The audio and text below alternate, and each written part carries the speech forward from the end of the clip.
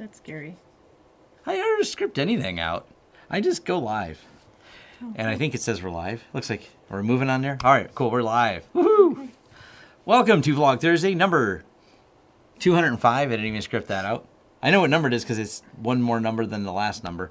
Someone said I skipped one of them. I don't know which one I skipped. I could certainly figure this out, but it's probably not. You've done 205 of these? Yeah. Yeah. Well, I've also got like 1,300 videos, I think, right now. So. You like to talk. Well, people might want to hear what I have to say. So that's just because you don't care about all these fancy little doodads that are on the table in front of us doesn't mean that other people don't care. Matter of fact, let's turn on the overhead. I didn't have a lot to talk about. Well, I have a lot to talk about, but I also got out some of these props to play with things, and I was debating about this. And this particular one I probably shouldn't because someone's going to go nuts with the crunchy noises it makes. Yeah. But I have a lot. I keep very little, so I can't really say I have a lot. There is a minimal amount of old technology floating around the office, but sometimes it's interesting to talk about, like these old Barracuda drives and things like that. Did someone get food on this? I swear there's peanut butter on it. Was it from you yesterday eating all those peanut butter cookies? There's a chance that I was eating peanut butter cookies and playing with these drives. there is a chance that did occur. And hello, everyone. Oh, yeah, this is my wife, for those of you that don't know. Most people know. They already said hi, Tom's wife. Hi, Tom's wife. This is... Yes, Tom asked me to come on the show today because I think he didn't want to get in trouble for ditching me on Christmas Eve. Well, she said I can't go play and make videos unless she comes too. I didn't say that. Okay. What? You're making stuff up. Hey, why not? She's going to call me out on my BS in real time on a live show here. There we go. Now we have the SCSI drive plugged in. Isn't that neat? These have the best magnets in them. Oh, I know why there's peanut butter on this one, because someone took it apart, but it wouldn't come apart. It's partially apart. So you use peanut butter to take something apart? Yes. Yes. But I was debating about just doing a walkthrough history because I was there, man. I was there when this stuff was being installed, and then I was there again when this stuff was being removed. Working 25 years in technology, you know, I remember when these were printer cables, and this is what we had to deal with for, you know, the extra heavy gauge ones because someone wanted their printer to be a little bit further away. This is obviously long before USB. I remember why you have to set jumpers on things to get IRQs set up and everything else with ISA cards. This one is PCI, but you know, I've got a couple old things I keep, and actually the reason we have some of the old SCSI stuff is because occasionally we've had to recover data off of things this old. So that's always a fun discussion. Got your first question. Yeah. They want to know who has longer hair, me or you. I just got mine cut recently because mine was a lot longer. I'm going to probably say your hair is slightly longer than mine right now. How much have you trimmed off lately? None. I haven't. I was just saying that earlier that you're due for a haircut, so. Yeah, so. Yeah, definitely mine's longer. Yeah, hers is longer right now. There's times when that has been flip-flop back and forth, but at this moment, on December 24th, 2020, her hair is longer. I think my hair's longer than my daughter's right now, though, isn't it? Or does she have? Yeah. We've had a couple times where I've always laughed that I had longer hair than my daughter. All right. Nice look, Tom. Yeah, probably. I did a video in why this is in the shot for the thumbnail. This will be uploaded today or tomorrow. The video's done. I just got to put some timestamps on it, but it's testing all these little SFP RJ45 adapters and distances, and it's going to be called out of spec cabling, and it's targeted at people at home labs that would like to go 10 gigs and don't know which one of these adapters to buy and whether or not they can use their existing cable. So we bought a handful of them and tried them, and some of them sucked. Some of them didn't suck. The FS.com models with the ADM didn't suck. I tweeted this out too, so you can find it on Twitter, but it's definitely fun. Centronics and DB25. Yes, those old Centronics cables over there. So, boot disk and Sound Blaster. Yes. Who didn't have to configure the Sound Blaster parameters in config.sys and autoexec.bat to get it to work? Me. I've never done it. She's never done it. She's never been around. She doesn't know why you need a SCSI terminator with resistor packs in it to terminate a SCSI device like this one. And why you'd have to put that on there or why that matters. And you don't know why you have to use neutralizer with a perm or why you have to fill out all the disclosures I do every day for my wife works in security too. She works in the completely other side of security. securities. Securities, not security. Financial securities. Financial securities. Investments. Yes, I'm So- a financial advisor. Yeah, she does financing I stuff. do the different types of securities. I can't believe there's 100 of you watching me on Christmas Eve. We weren't sure. She says, will there be any people? And I'm like, I have no idea. Any Do you have a VLANs for separating your internet traffic at home? Not really, because at home, I don't care. And it's because I don't have a bunch of IoT stuff at my house. The only thing we have is Chromecast. And this question comes up all the time. Should I put my Chromecast on a separate network? Why? Do you like giving yourself a hard time? I know it's not popular, but with like the Chromecast or some of the other devices made by major manufacturers, and you want to connect your phone to it, your phone, by the way, was more or less designed to be in a hostile environment, as in it should be patched and secure. So putting it on the same network as your Chromecast, one, lets you cast to it very easily. Two, Chromecast just doesn't seem like much of a pivot point to get into your network, because if Google, who has sold a ton of these, were to update them poorly, them being a pivot point just is unlikely, and it's just easier to share the things on that same network, so I don't bother trying to put them on separate. And I always keep the firewall turned on and secured on my laptop, because my laptop is also taking places, and I consider anywhere that's not my office a hostile environment, including my home. But if you work from home... I don't know, it gets pretty hostile at our house. Yeah, she's definitely... Somebody asked, how's the new home living going? New living going well. What do you think of the new house? I like the house. I don't know if living there is going well. Yeah. Tom seems to think that every time he goes and plays computer games or goes to bed, that, things magically clean themselves around the house. It's pretty amazing. We must have little... I close the door, I open it up, it's clean. I mean, that's magic if you know. Mm-hmm. It's going to be magic when you... So that's going well. I am working on a home video because for specifically like doing Wi-Fi in a house, people tend to overthink it.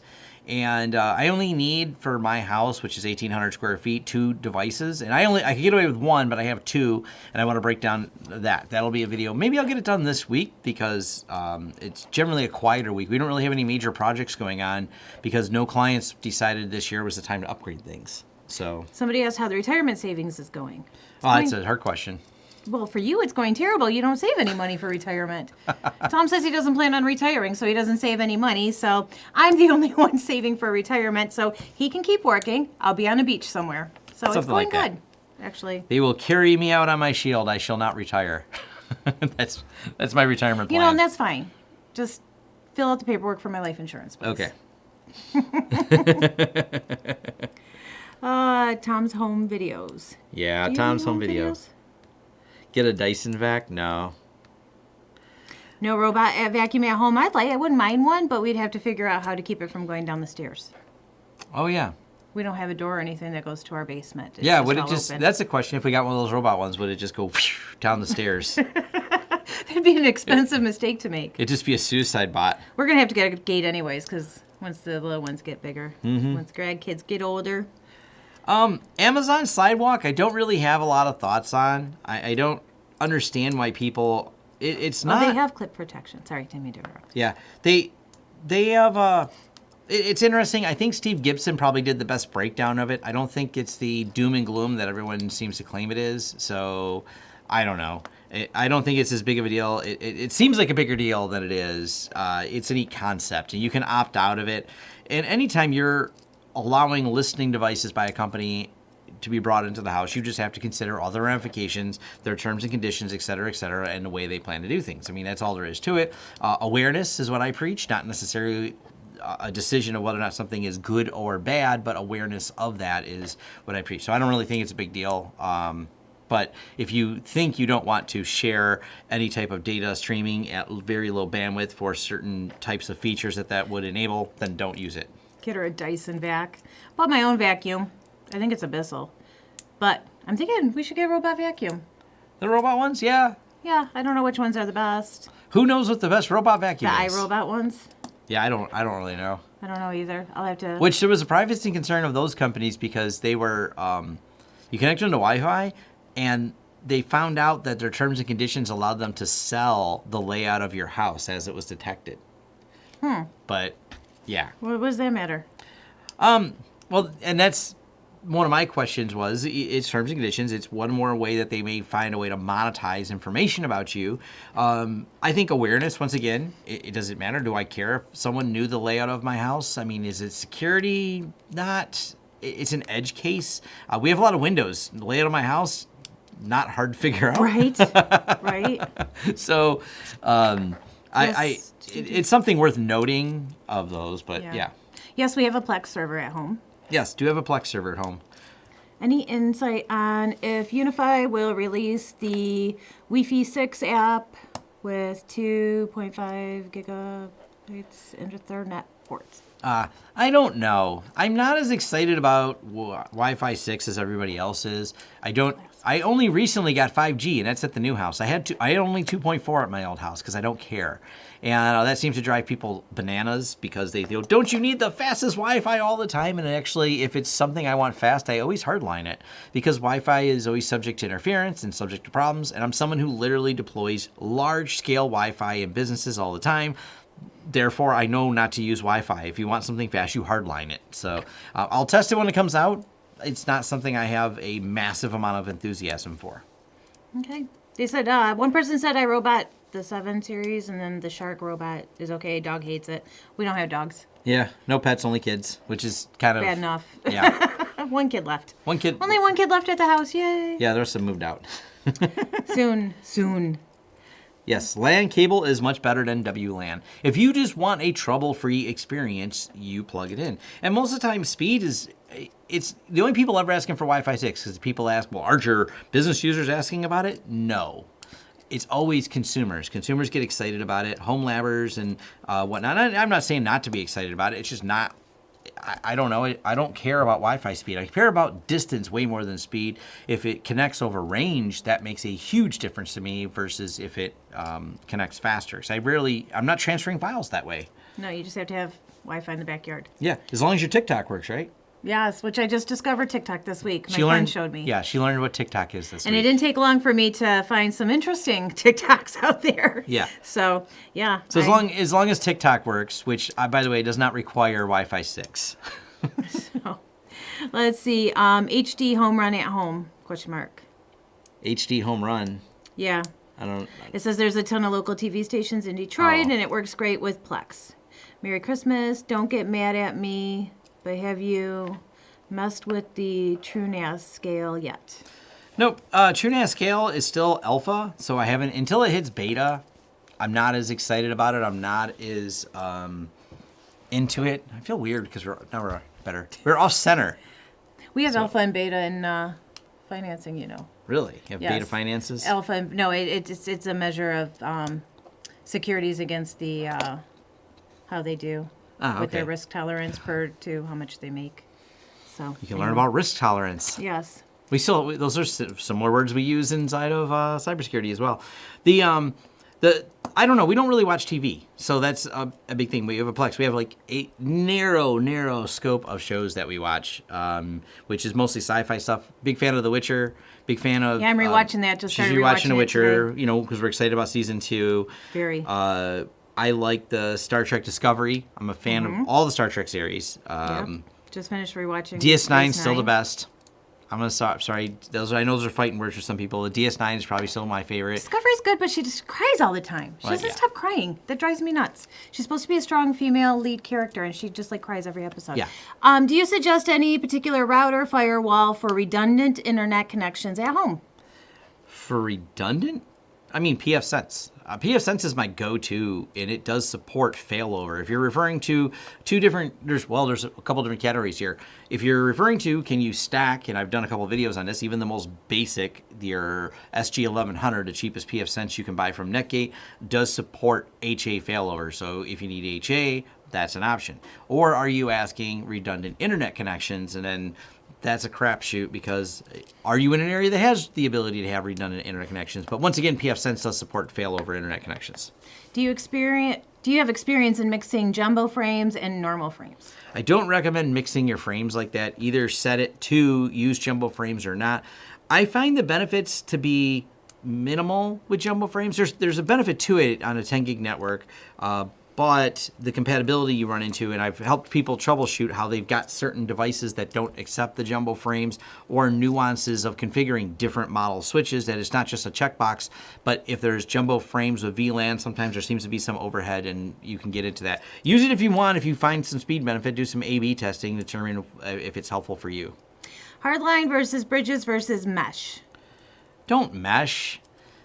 I did a video breaking down the terminology on this, and people really liked it because there's so much misconception, especially in the consumer markets, of what meshing is.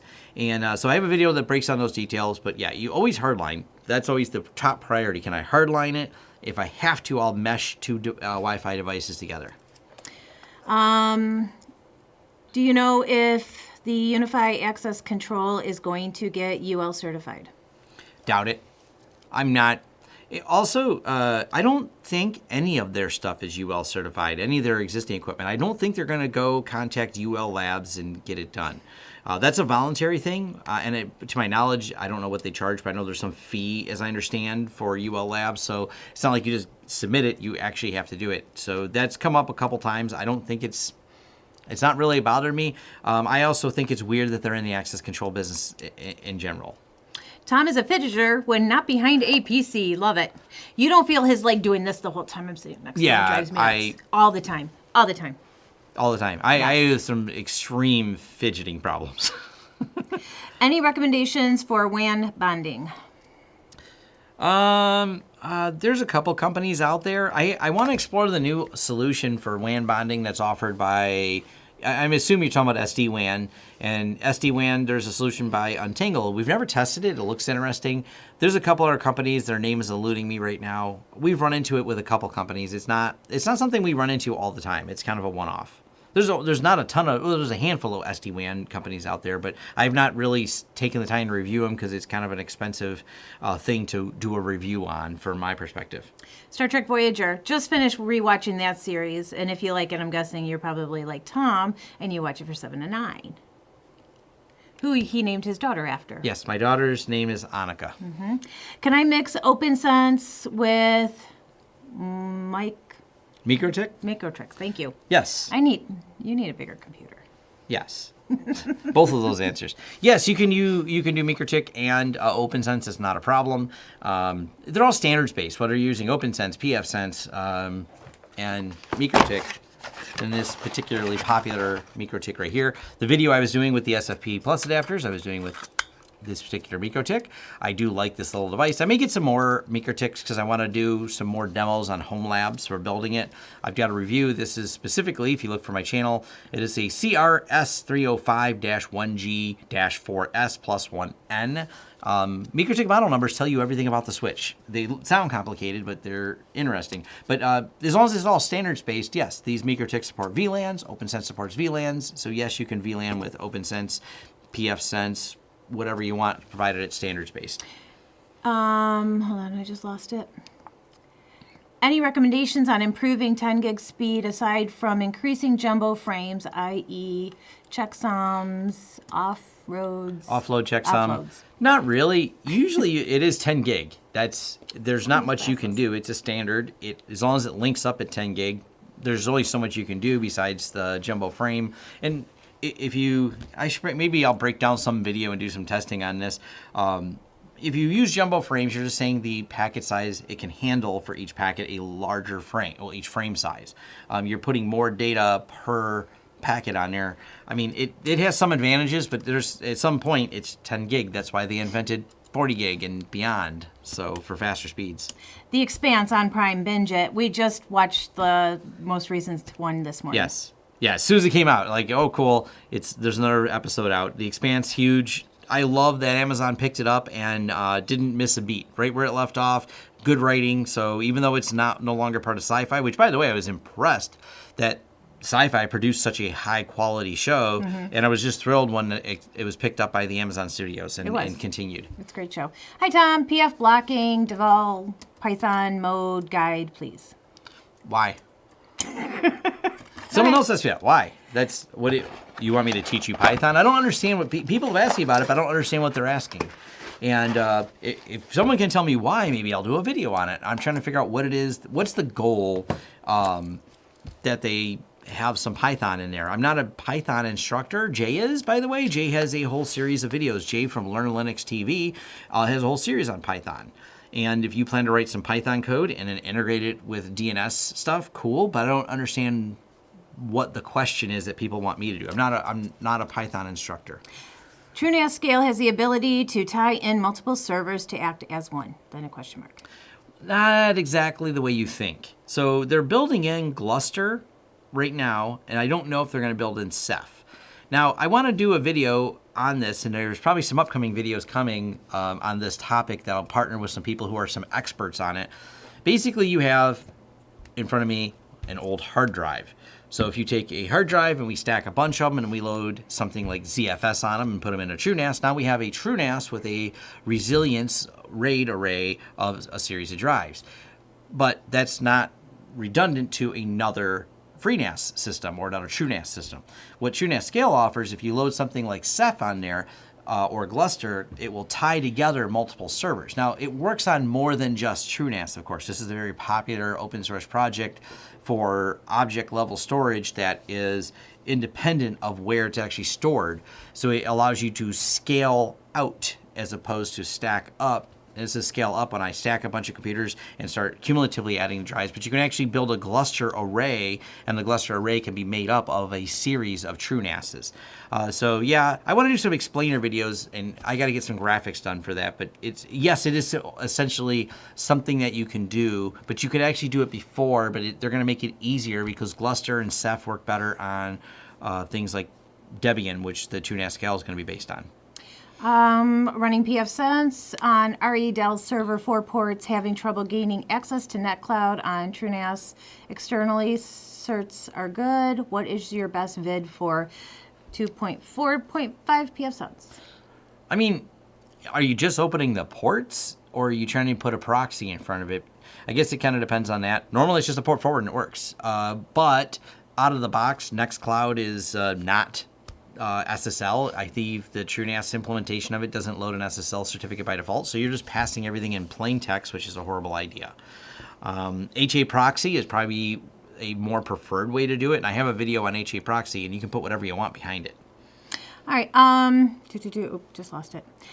Best option for a private home-based development server, Raspberry Pi, I guess, is that what that is? Raspa? Yeah. Enough, or do I need something with better hard drive?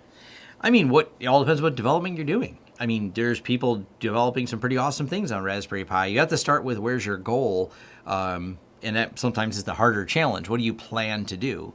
Is it enough for a really high-end work? No, Raspberry Pis are not that fast. Are they great learning opportunities or great for creating small devices? Matter of fact, there's so many cool little Raspberry Pi projects. Start looking at projects, and you'll find there's actually a lot you can do with them, especially because they have the little I/O ports on there for expanding. So start with the goal. It's not bad if your goal involves what it is capable of doing.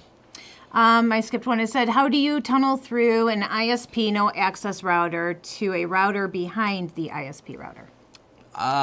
Zero tier is probably one of the easier ways to do it, because if you're stuck behind NAT, whether it be standard NAT or carrier grade NAT, it is hard to get out. And public IP addresses are in shorter supply here in 2020 and coming into 2021. So lots of ISPs do not provide you public IP addresses.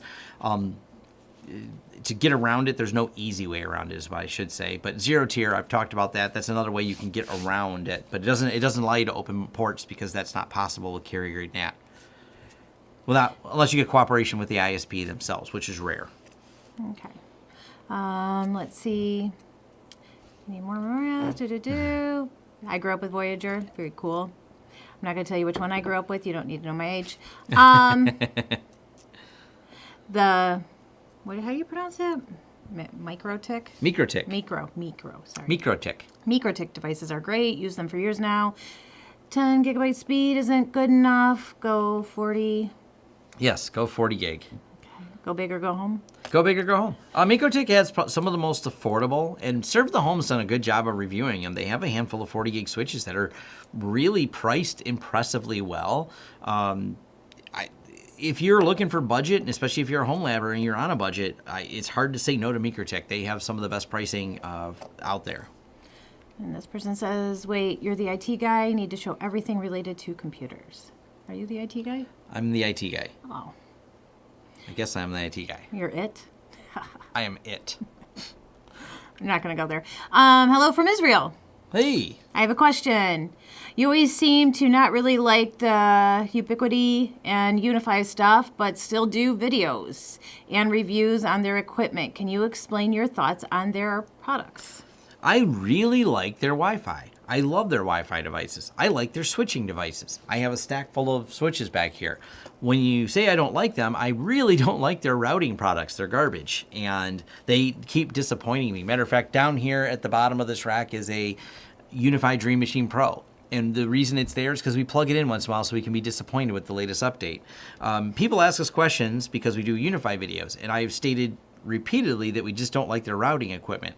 They almost have no competitor when it comes to switching and their access points if you want a self-hosted, single control plane type of software. They have a unique platform that I wish they had more competitors for, but they don't. Everyone else wants you to use their cloud controller and their magic. But that doesn't mean every product they make is good. For example, door access, odd choice to get into that, or even the camera systems. I like the UniFi Protect, it works really well, but of course there's a bad history of when they released a product and killed it off in 2 years, which killing a product off after only a few years is scary when you are selling things and products to clients, and it was specifically their UniFi video line. So it's not that, and this is the problem people have. They say UniFi is a company, and it's not. They're huge. They're worth over $10, $11 billion market cap. They're not a small company. They have multiple products. I don't love every product they make, but the switching and access points they make are great. So that's my thoughts on why I'm opinionated on it. It's not all their product I like. Star Wars or Star Trek? Star Trek.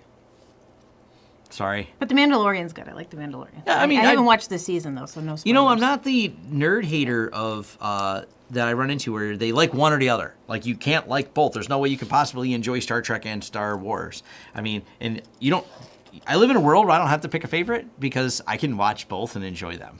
I prefer Star Trek. Oh, yeah, I think Star Trek's better if you're asking me, but...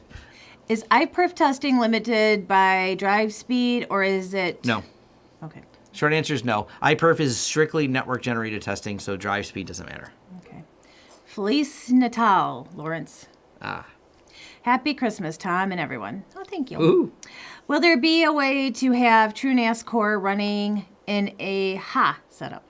I don't know what HA is. No, you're not. HA is a real challenge because it's so hardware dependent. So you could write all the code to do it. It's open source. You have to find, and I break this down in my HA video with TrueNAS, how much engineering is involved in designing two motherboards that can talk to each other. So you have to have two motherboards that can talk to all the drives at the same time.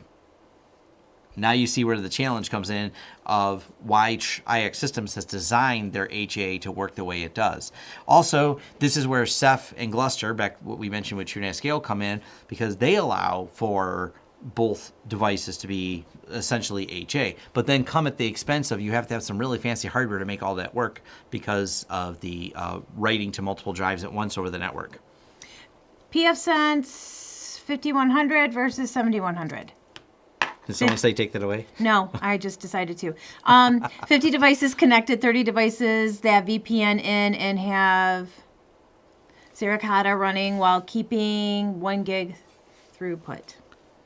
I don't know, go with a really fast one. They have a highly spec'd one on Netgate. They have the listing on Netgate for all the different specs. I forget which model it is. There's one above the 7100. Its number eludes me right now. I've got an 80 meter SFP plus 2 RJ45 module Yep. coming today, but some people on our home lab have advised me not to use it, saying it could burn out my switch. Is there any truth to this? So I have not tested this in every switch, but literally, we'll switch to the overhead here and zoom in, just so everyone knows this is what she took away from me. This is what she removed from my hand. Anyways, this is a... It's in your hand when I removed it. You set it down. Anyways, this is the SFP 10 gig from fs.com. This is the 80 meter model. I have not found any evidence that it will burn out anything. I just did the test on it. It doesn't pull that much. Now, what is a warning, and this is true, it's not about burning out your switch, but I don't know what kind of switch you have, but I know what happens with these switches. If I were to put 4 of these in, this will probably overheat. 1, no problem. 4, may not dissipate the heat enough, and it starts really getting hot. So it's more of a heat problem. I don't know about burn out your switch, but definitely will generate a lot more heat. The amount of power draw is limited in here, so it's not really a power thing, but it is a thing. And so they're just warning you that it's going to get hot. And I point to the UniFi back here, which has fans in it, which has no problem with a bunch of SFP stuck in it.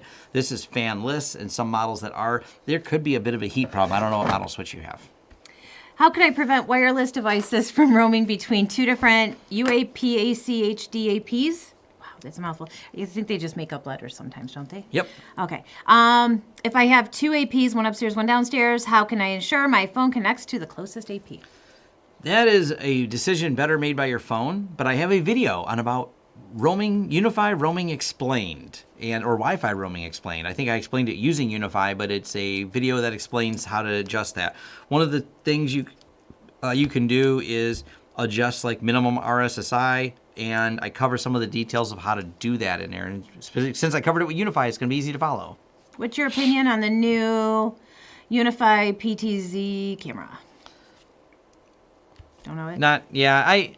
So I seen one person post about that, and I'm like, I don't know. It seems overkill. I think it's neat, but I don't see people spending that kind of money and still getting UniFi stuff. Are we lagging? It does it randomly. Oh, okay. Wasn't sure. Alrighty. What's your opinion on the... Oh, I just read that one. Sorry. Let's see. I installed 0 tier between 2 distance XCP&G machines, and it works. Is there any way to do this natively in XCP&G now? 0 tier is not likely to ever ship natively with it because it seems like kind of an edge use case. So I don't think the developers are ever going to natively include it, if that's your question. But obviously you got it working, so therefore it does work. There's not XCP&G does not have VPN built into it. It's not. It leaves that layer up to someone else or some other device in your network. Thoughts on CentOS stream? Question mark.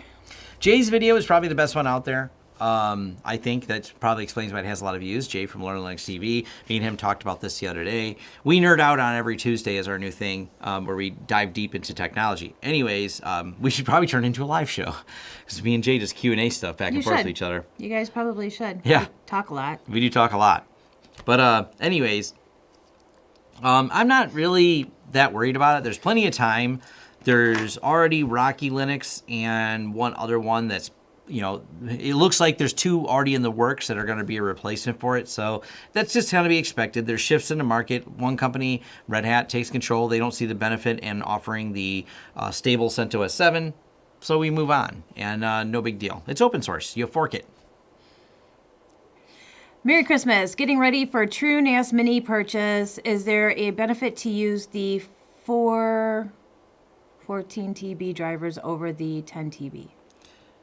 Do you need more space? 14 terabyte drives? Or would it be even better to use the 8 TB or 6? How much storage do you need? Yeah. Go for more storage. That's it's one of those things. It's always like buy as much storage as you can afford. If you fill it up all the time. So if you can afford it, I recommend buying the bigger drives. Okay. Let's see. Will it help to add a fan to the... What is that? MicroTik? MikroTik. Micro. We're going to teach you how to see. No, it just doesn't... Phonics.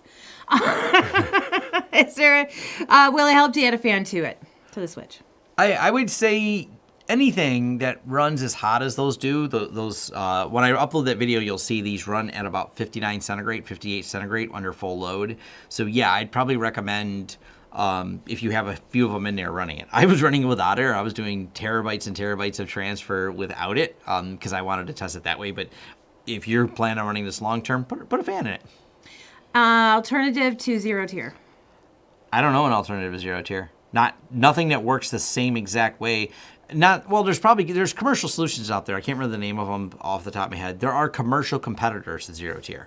So if you're looking for an open source tool, zero tier. If you're looking for a commercial paid competitor, I don't know if Hamachi's still around, but that was like the original concept for zero tier was the way Hamachi used to work, but that got bought and turned into an expensive product. So there's products out there that work like zero tier. They all cost money and are not open source. Okay, I heard CentOS was being discontinued. You are correct. Okay. Another Merry Christmas. Thanks for all you do. Been able to maintain the company I work at as the only IT guy there due to your videos. Oh, before I call out, CentOS 7 and 8 are discontinued. It's turning into CentOS Stream, so fully qualify that statement. But refer back to also statement, Jay from Learn Linux TV's got a great breakdown of what happened. Okay, so thanks. And awesome that I was able to help the other person. Yes, that is That is awesome. great. Now if I could just get you to help me around the house. Nope, I like technology. I'll help you with the technology around the house. Your Good, buy TikTok- me an iRobot. Yeah. There we go. As long as There your we go. TikTok works. There we go, but it doesn't count as a Christmas gift because if you buy me cleaning supplies for Christmas, that's not good. Have I tried the Raspberry Pi KVM? I think I've seen people goof around with it. I thought it was novel. I don't have a use case for it is my bigger You skipped issue. a bunch of questions. Oh, I skip a bunch? Yeah, why don't you let me read them? Okay. Well, you don't have to read that one now. Read the other questions. What's your opinion on OpenSSL in Andrej? What's that? No opinion. Okay. All right then. And I shared my opinion. You're the same person that messaged me. It's case closed. The notes are in the GitHub. What do you suggest for pen testing? Kali Linux is probably your best distribution if that was the question. Learning pen testing is great. There's Nullbyte, I believe. He does Wondershare. If you look up Nullbyte's videos on YouTube, he's got some excellent videos that dive into lots of different pen testing tools and techniques. Have you tried Raspberry? Oh, you just answered that one. Okay. What's zero tier? Zero tier is a really interesting SD-WAN solution. I have a deep dive 2 videos or maybe 3 videos on it. I really like it as a way to connect 2 devices. If you have 2 devices both behind completely separate locations, but you don't want to VPN them, you can zero tier them. It's a private network that can be attached and uses UDP hole punching to get the devices attached. Like I said, I have zerotier.com. I think it's, look up zero tier, but I think it's zerotier.com. Also, if you search through my channel, you'll find my zero tier video where I have a whole explainer on how it works. That's the end of the questions. That's the end of the questions. You've answered all the questions. I love answering questions. I know you do. This has turned into a fun Q&A. You don't love answering my questions. You asked- You hate answering my questions. Can you do split tunnel OpenVPN like zero tier? No, VPN and zero tier are different. I believe I've even done a video of what makes zero tier not a VPN. I think that's that's titled like OpenVPN versus zero tier. VPN is a site-to-site, 2 locations connecting to each other type of VPN. Zero tier is you can wander around and never have to reconnect because it always, as long as there's internet, it just reconnects. Is there a way to make your chat bigger? Yeah, probably. Okay. While you figure that out, I'm going to read you questions. Well, I got to pop this out. What's your go-to DNS pop-out chat? There we go. Will you pop out chat? Okay.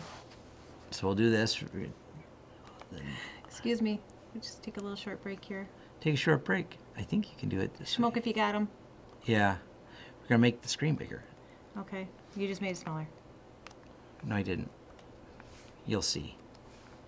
So There. blind man. Okay. Thank you. Much bigger. But put it back over here. Oh, it doesn't matter. You covered up the Yeah, doesn't thing matter. anyway. All right. Yay. Thank you. Bigger screen. Okay, sorry. Have you tried Raspberry? Oh, we're still back there. Hold on. Can I? Oops. Oop. Yeah. I got it. All right. All right. Great question answer today. Why is this not? Here, I'll make it bigger. Watch. We're going to make it bigger. I know you don't like using trackpads. Yeah, I use them all the time at my computer at work. Only because, well, I don't now that you got me the new mouse, but. Alrighty. Merry Christmas from Ontario. Merry Christmas. All right. Our friends from the north. Right. What's your go-to DNS IP? DNS IP, Quad 9. If you're looking for home user stuff, Quad 9, they're awesome. Okay. Is there any problem forwarding my WAN to pfSense ECT if my router gets his internet connection by T-Base 1000 connection? I don't understand the question. I don't either. Did I read it right? Yeah. Oh, okay. Is there a problem forwarding my WAN to pfSense if my router gets it by a T-Base 1000 connection? Do I need T-Base adapter for MakerTik? I don't understand your setup to understand that question. What do you think of Azure? What do you think of Azure? Azure. Lots of workloads run in. I've heard a lot of people call it Azure. You're not the first. I don't know. I've heard it both ways. Yeah, I've heard it both ways. I don't know. I mean, run things in it if you have to. We use it. We have things we don't use it really for anything we do for the business, but we have clients that use Azure quite a bit. Azure offers, because it's owned by Microsoft, they offer some really good deals on some of the licensing, and for certain workloads, it's an effective place to put your cloud workload. Hi there. I just turned 16 and I run a ton of UniFi gear along with running Zen on a few servers. What do you think I should try to go for in terms of certain projects that I would gain value from? I mean, you're there, you're learning virtualization. Just keep gaining understanding of it. Get your basics if you want to do Network Plus to make sure you have the concepts down, Security Plus. But I have a whole video on certifications. I'm far from an expert on that, and that's what my video is about. I've been in tech for 25 years, but I was in it before certifications existed in a lot of these things, so I don't have... They sometimes are a barrier. Old. I'm old. But they're a barrier because you may have to get them for certain job positions, so kind of figure out where your career path is. But I will say at least doing the basics like Network Plus, Security Plus are probably pretty good. All right, let's see. Missed the first part. Who's the guest host? I am Cass, Tom's wife. Nice to meet you all. And I'm here today because it's the only way he could skate out of the house on Christmas Eve is Without her being too angry. Yeah, he asked me to come with him. Only today, minimal so. amounts of anger today. Not yet. The day's still young. Day's still young. Oh, there's time, baby. Alrighty. What's the best for security? VLANs or one switch for each LAN? Honestly, if you do a physical separate switch for them, you are more secure because there's less chance to screw it up. And you're less likely to... if you swapped, like if I set a VLAN and I trunk it down, and there's been problems and attacks called VLAN hopping where people are able to traverse the other VLANs because they're available, but when they're absolutely not available because you segmented things off physically, yeah, you've now added the oops factor to be removed in case you didn't secure something. Okay, let's see. What's for Christmas dinner? I don't know. I know you don't know. Whatever she bought. Cannolis. Yes, I did. So I know there's cannolis. We're doing Christmas in Italy this year. Okay. So we started a tradition, my family. Well, this was a long old tradition, but we're restarting it. Basically, we do Christmas and celebrate like they do in other countries. So this year we're doing Christmas in Italy. I believe next year might be Christmas in Poland. We'll see. We're taking a vote on tomorrow. So everyone in the family has to make a Christmas dish. So we're having Italian wedding soup. We're having mustacholi, lasagna, cannoli. Your daughter made gnocchi. All right. Hello from downriver. Well, hello there. Hey, awesome. A fellow downriver rat. Does Lawrence Systems do support configuration for SIP H.323? We're not really free PBX support people. We contract with Chris for a lot of that. Chris from Crosstalk Solutions. Network switch manufacturers ranked. I got some Cisco's over here that I'm working in a review for. And I don't know. I don't know. It's easy. It depends on what you're trying to do. It's not as easy as you think that it's just like, oh, this is the switch for the job. Matter of fact, these are a pain in the butt. That's why the review's not done. I have a lot to say about these Catalyst 1000s, about what Cisco did here and what they didn't do. So I don't know. I don't think it's easy just to rank them. Everything has a use case. It all depends. You start with what's your use case and you go from there. Did you happen to test the Wittech SFP adapters? Curious how they performed for you. Nope. The only ones we tested were MikroTik and QSFP Tech and FS.com. Only ones I tested. That video will be released probably in the next couple days. All right. What are your thoughts on free PBX? I like free PBX. We use it. It's wonderful. Okay. That's easy enough. Wow, that was like your short answer. Yeah. I didn't think you could have those. Okay. Ask Crosstalk Chris for... Oh, okay. Sorry. I'll scroll down. Yeah, someone's saying Merry cross-site Christmas from the UK. Merry Christmas. Just wondering what's your opinion on 3CX as a phone system, and would you recommend running it on a virtual machine or a dedicated machine? I don't use it. I have a friend whose company is a gold partner, and so we actually farm out any 3CX work to them because we have some clients running it, and we just contract my friend's company on an as-needed basis. They seem to enjoy it. I got no opinion on it because I've never used it. I looked at it, and I said, oh, this is novel, but because we're already using free PBX, there was nothing about it that compelled me to switch.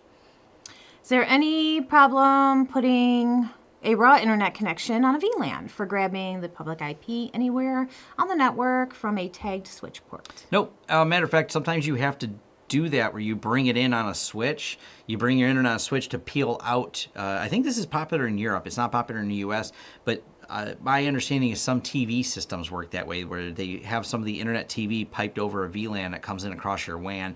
So a switch is a way to split that. If you configure it right, there's no problem doing it. What software tools does your company use to manage customer service requests? Email mostly. Email, SolarWinds, Stack, spreadsheets, Invoice Ninja. My provider skips the last meters by T-Base, and they placed a T-Base router in my home. I wonder if I have any problem with that T-Base forwarding my WAN to my firewall. No. Matter of fact, we've seen some of the fiber providers, we've seen them do that too. They put a switch in for the client. Because they put a switch in a closet and then they peel out. So it's one fiber connection for several tenants in a building, and they peel out certain ports for them. So if it's configured properly, it works. Linux installed. He gave me $5 for putting up with you. Awesome. It's funny to see the dynamic between you and your wife when answering questions. My relationship is not too different. We're actually behaving ourselves because we're on the live stream. There's usually if more we were swearing. at home, there's more swearing, a lot of smacking around. I stop when he starts crying, though. Yeah. Both of you, Merry Christmas and Happy Holidays. Same to you. Ciao from Italy. I love lasagna. Me too. It's actually Lasagna does sound good. Oops, shit, I lost it. It's actually venison lasagna too, so that should be even more. Did I break? No, I was gonna do that. All right. What's Tom's thought on managing pfSense behind the CNAT? Is that pronounced right, CNAT? CGNAT. Oh, CGNAT. We don't have to. The G's not silent? Yeah, the G's not silent. CGNAT. We don't have to. We have 0 people that's been a problem for. And for the most part, for us, it doesn't matter because we have remote access. If we're managing a client's pfSense, it's also like we're managing everything that's behind it. So we have remote access to all the computers behind it. Therefore, we have a way in. And matter of fact, it's why we don't even have to open the public side at all on the WAN. We just can get into their networks and it works because we're behind the firewall. Someone else is eating cannoli tomorrow. Cannelloni. Not cannoli, cannelloni. Cannelloni. Yes, that's different than cannoli. That's it. I don't know. Cannelloni is the noodles that are stuffed, okay. And cannoli is the pastry. I love cannolis. We're eating cannolis. We're eating the good stuff. Has anyone been able to get voicemail working on UniFi talk phone with UDM Pro? I have no idea. I don't know who's messing with it other than home users. Any of us that work in the professional markets are kind of laughing because UniFi's just got. I don't know anyone who thinks in the professional market that thinks good about UniFi's dive into the phone systems. Not sure where they're going with it. Nice to meet you. Nice to meet you too. Woo. Hi from Wet Brazil. Have a good Christmas. You too. And is it Wet Brazil like different from Dry Brazil? It's monsoon season. Oh, is it? That's my guess. Okay. Well, hope you have an umbrella. Now we know where he learned all his skills. What skill? Yeah, right? I was just glad you said it before I did. Ooh, it looked mean if I just said it. What do you think about sonic wall routers? Never been a fan of them. I just really loathe their interface and their confusion. And it's funny because I'm in several tech forums and watching people who are Sonic Wall resellers complain about the problems with Sonic Wall and times they've had to contact support and support not helping them the way they thought have always amused me. I don't know. I'm not a big fan of them. Use them if you like them. They're convoluted, and I think they were among the companies that I'm not big on a lot of the closed source firewalls, but they were among the companies that had some really major problems because of the TCP/IP stack that they chose in the back end. not going to comment on that. Thank you, Tom. I really appreciate it. I want to get into network engineering area or a NOC engineer in ADC. Do you think CCNA is better way than doing computer CompTIA, or vice versa? I'm going to say you're going to see a lot of Cisco in there. It's going to be good to, even if you didn't have the exam passed, it's good to know Cisco if you're doing data center work because you're going to run into a bunch of Cisco stuff. I mean, you're going to see Juniper, you're going to see a lot of the other ones. But if you at least take the time to learn some of the Cisco commands, you will be further ahead. Whether or not you actually get the certification. But look at jobs at data centers. You're probably going to be, a lot of them, that's probably a minimum requirement is that you have CCNA. They want to know that you passed the test. So yeah, you may have to get it. The CompTIAs are usually more general knowledge tests. Merry Christmas. Don't forget to like the video. Oh yeah, bash the like button. We don't have enough likes. Agree with Cisco, but the top use case for them is keeping a network engineer employed. Okay. No, it's making Cisco lots and lots of money. Because this required stupid Cisco adapters to even get this to work. I'm going to rant about this thing when I do the video. All right. Where did I just kind of lost my place. Let's see. Am I like? What? Oh, okay. Sorry. I'm finding it. I just got really forwarded. So that's all. Sure. Did Tom buy butter for you on Thanksgiving? No, he did not. My daughter actually brought a stick over with her when she came over. So no, Tom never bought me butter. I forgot about the butter then. But thank you for reminding me. You guys remember butter better than I do. I don't think we need the overhead anymore. Turn it off. All right. Thank you for all your tips on the UniFi gear. I have successfully deployed UDM Pro with a 7AP network, and the boss loves it. Awesome. Perfect. Thanks. Oh, behave. I think they're talking to you. Oh. Because dang near saintly. When's the next how they got hacked? I don't know because Xavier's been really busy. If you thought he was busy before the SolarWinds incident, he's busier after the SolarWinds incident to a next level. So, Merry Christmas from Germany. Awesome. You need an uncensored channel. I agree. I swear like a sailor. Oh, I've really thought about making a separate channel where I just kind of babble on about technology and things. I could do this more often because then I just unscripted, just be a live channel all the time. Oh, I thought they were like suggesting I get one where I just beat you on it. Probably that too. Venison lasagna. Oh dear. Ha ha ha ha. Nice. Merry Christmas from Germany. Merry Christmas. Preventing VLAN hopping can be mitigated. Yes, it can be mitigated. My point was the fact that if you have separate networks, there's less chances for mistake. We make Chinese food on Christmas Eve. Merry Christmas, guys. Love the content. Woo-hoo. Merry Christmas from the Netherlands. Always enjoy your videos. All right. Need to find it in Juniper Land. Thanks. SolarWinds. SolarWinds. Oh. I'd like to see a video that actually points fingers at where and who could have accomplished the update stream. Inside job, question mark? So there is a ton of speculation around this, and the problem is we don't know the details, and we are not likely to know anytime soon until the court papers come out, and trust me, they will. There's going to be lawsuits, there's going to be, ongoing investigations. If I had access to review the logs, which I don't, and very, very few people do, we don't know how they got on the update server. That's what everyone in the FBI and everyone's going to be hanging out at SolarWinds looking at that. This is where the investigation's focus is. How did they get on the update server? It has been thrown out there, but maybe it was through an unpatched VMware, or maybe that's why they knew there was a problem in VMware, because it runs on VMware. But there's a lot of speculation, but no real evidence, and I don't think we're going to get that. I hope a debrief comes out, but I don't have access to the server. So other than to speculate, it's really difficult, or at least should have been very difficult to get on that server. This is what everything kind of focuses around, is how they do it. Could have been an inside job. There's not any way to know. It's definitely a possibility. I wouldn't rule it out, but there's not a way to know concisely. Does anyone have a guess as to how much damage this has caused? It just gets worse every day. So 18,000. So does their stock, by the way. Well, no, their stock is coming back up now. No, it was going back down. Was it back down? It did dip all the way at $14. And it went down, then it came back up, but then it went back down again. Yeah. So right now it is at 15. It went back down. Yeah, I went back down. We're at 15 a share. Okay. Because they found more companies. Yeah. So you can watch the announcements of more companies and their stock go, whoa. 18,000 companies downloaded the patch that was infected. So Do you know a decent command line editor for Windows 10? I don't use Windows 10. Uh, Vim. I think you can load Vim on there with the Windows subsystem for Happy Linux. holidays, all.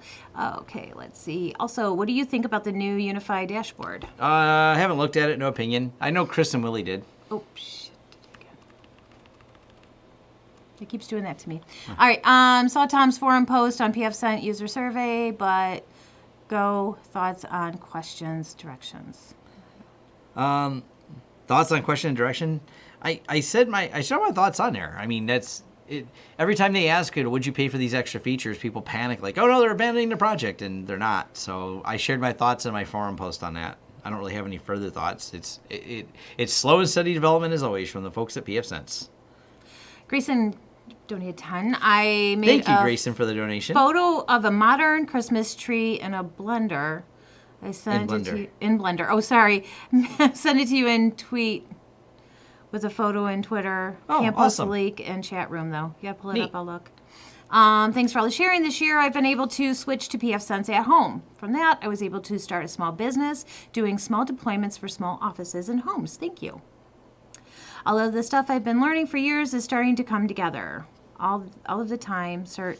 Thank you for being Catalyst. There. Let me see. Oh, that's awesome. Yeah. That's very cool. Blender's a 3D program. If you're Okay. not. You said No, in a I- Blender, but Blender's Yeah, actually. I know. I was Yeah. like, in a blender, that seems kind of strange to me, but Yes. I get it. I get it It's- now. I'm tagged in on I've Twitter. heard of it. I've actually Yeah. heard of Blender. Facebook restricts, YouTube restricts links posted in this live stream chat. All right, let's see. Last time happened, and I was able to help Linux Racer. Yes? That's great. So, yes. Yay. Why stun and similar exists? What's that? Why stun and similar exists? Oh, he's referring to why stunt, like they cover that inside of Cisco.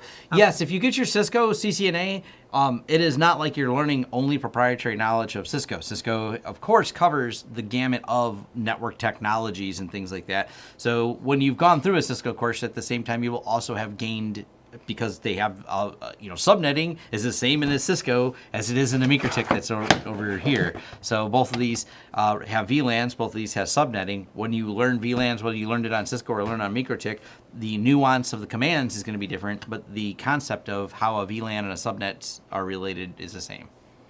What do you think about the Sophos XG firewall? Never used it, no real opinion on it. Oh, okay. People seem to like it.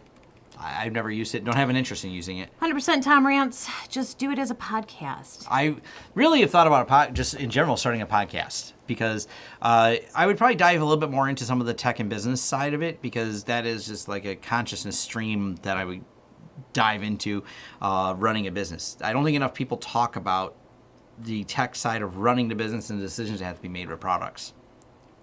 Let's see. PowerShell works as a command line editor for Windows. Yeah, Question mark. there's PowerShell too. Okay. I'm not a PowerShell person, but PowerShell, or you can use, like I said, Windows subsystem for Linux and load Bash. Merry Christmas from Florida. Woohoo! Merry Christmas. Oop, I just did it again. Uh-oh, hold on. I'll Hold find on. Merry Christmas from Chechnya. it. Greetings from Paraguay. Thanks for all your videos. Awesome. Let's see, only works for keeping VoIP. I'm now trying to update the virtualization infrastructure at home now. You're trying to update your virtualization instruction at home. Infrastructure at home, yes. Hi. So I See finally your can live get camera Security stream? Onion 2.0 running. So awesome. Hi, I see your live camera stream on the background. Do you use the UFP viewport? Yes. If so, do you run into issues with the stream becoming sluggish?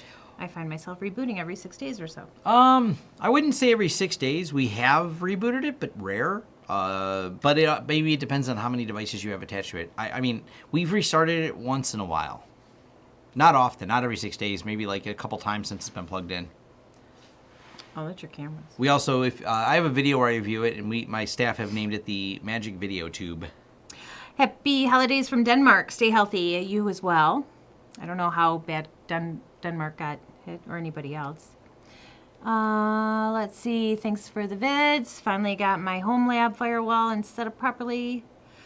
Hi, Tim. Have you been able to test the Wi-Fi 6? Nope. Ubiquity access Nope, points? no Wi-Fi 6. No Wi-Fi. Very Christmas from Munich, Germany. Merry Christmas to you, too. My company has a large job. We have installed 250 access points. Dream Machine Pro, 14 by 48, Pro. Man, you know, this stuff's hard to read. Is it? Yeah. PoE Pro Gen 2 switches. Well, yeah, I guess it's easier for you. I only think I'm going to... the Dream Machine Pro, you may or may not have issues with it, but other than that, congratulations on the large setup. Merry Christmas. Thanks for all your great content. You guys have a great new year. You as well. Hopefully, fingers crossed, that 2020 will bring us much better luck than 2021 brings us much better luck. Can you guys give advice for pricing for the ongoing administration? I'm not sure what that question means. Yeah, me neither, and I just lost it again. Sorry. Well, I know it's all right. But I'm just letting everybody know I'm not like... There we go. Okay. Podcast would be awesome. Appreciate you, man. Is anyone else having lag? Yeah, we are. It's lagging a little bit here, It's lagging. so... I don't know why. Mystery. Hi, Tom and Miss Tom. Merry Christmas from Norway. Merry Christmas. I've done a failed podcast. I'd love to pair up with you on this. I, too, have a podcast. Merry Xmas from Nashville. I had to start my computer in order to get rid of crackling sound. Weird. Pops and clinks. That's how my knees sound when I walk around. So That's part of being over 40. Merry Christmas from England. Detroit, does Detroit have snow yet? We did, and now it's gone. Yes, happy holidays from Winnipeg. Yeah, it rained. It's been raining for a day and a half. Much Germans on here. Yes. Watched your last PF Blocker video. Great job. Thanks for your videos. There's been a couple more updates to PF Blocker, some minor changes, nothing that would change things in the video, but keep it up to date. How often do you get rogue access point alerts on your UniFi equipment, and what do you do about them? Well, if you're getting them, someone has the same SSID as you, so there's a problem if you get. I don't get them because no one else around me has the same SSID as I do, so it's not been a problem. Happy holidays from India. Tom, did you ever try ZoneMinder? Oh man, ZoneMinder, isn't that part of Zone Alarm?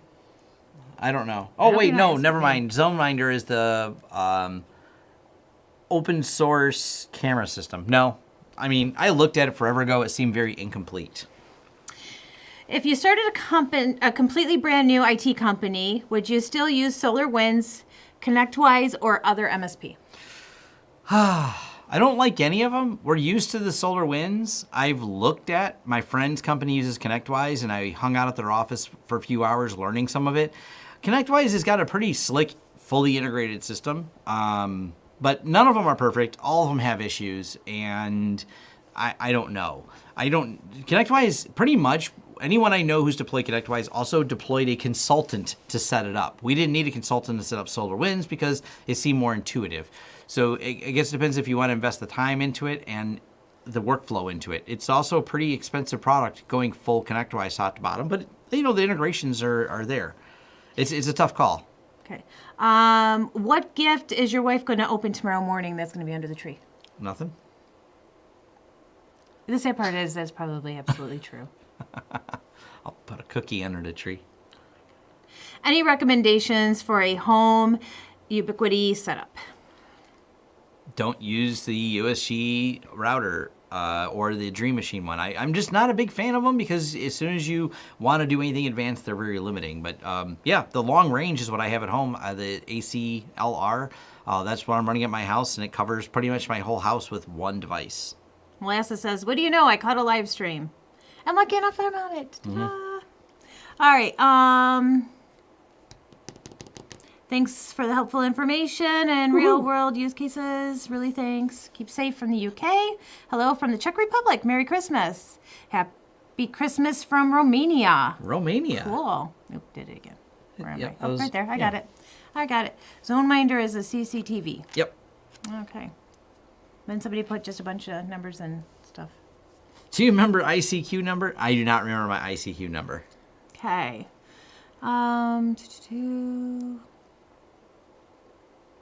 Put in password manager. Okay. What about Shinobi? My staff actually built a Shinobi server, and once again, it felt very incomplete. It's something that's a novel to play with. Tom, I know your thoughts on Huntress. What do you use for antivirus? If you watched my recent Huntress video, you know I use Sentinel-1. Okay. What do you think of Spiceworks for the enterprise and MSP? I haven't used Spiceworks, so I don't know.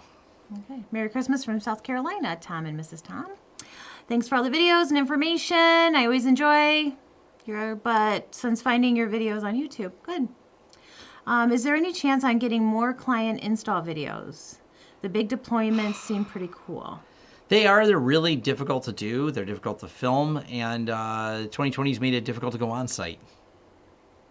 So I wonder if there is a momentary conflict between my two UniFi apps. There might be. That's weird.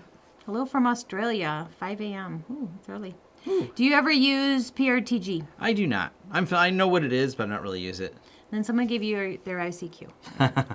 It's been so long since I've used ICQ. All right. Recommend NVR platform if one wanted to use the Ubiquiti doorbell. I have not tested it on I thought I had one within reach. We've tested it with our UniFi NVR. I like the UniFi NVR. It seems to work well on that. I don't know how well it works on like the CloudKey Gen 2. It's on my to-do list to test it, but it hasn't really had time to. So probably the UniFi NVR. Okay. Merry Xmas from Budapest, Hungary. Woo. I'm worried that only runs with UniFi Protect.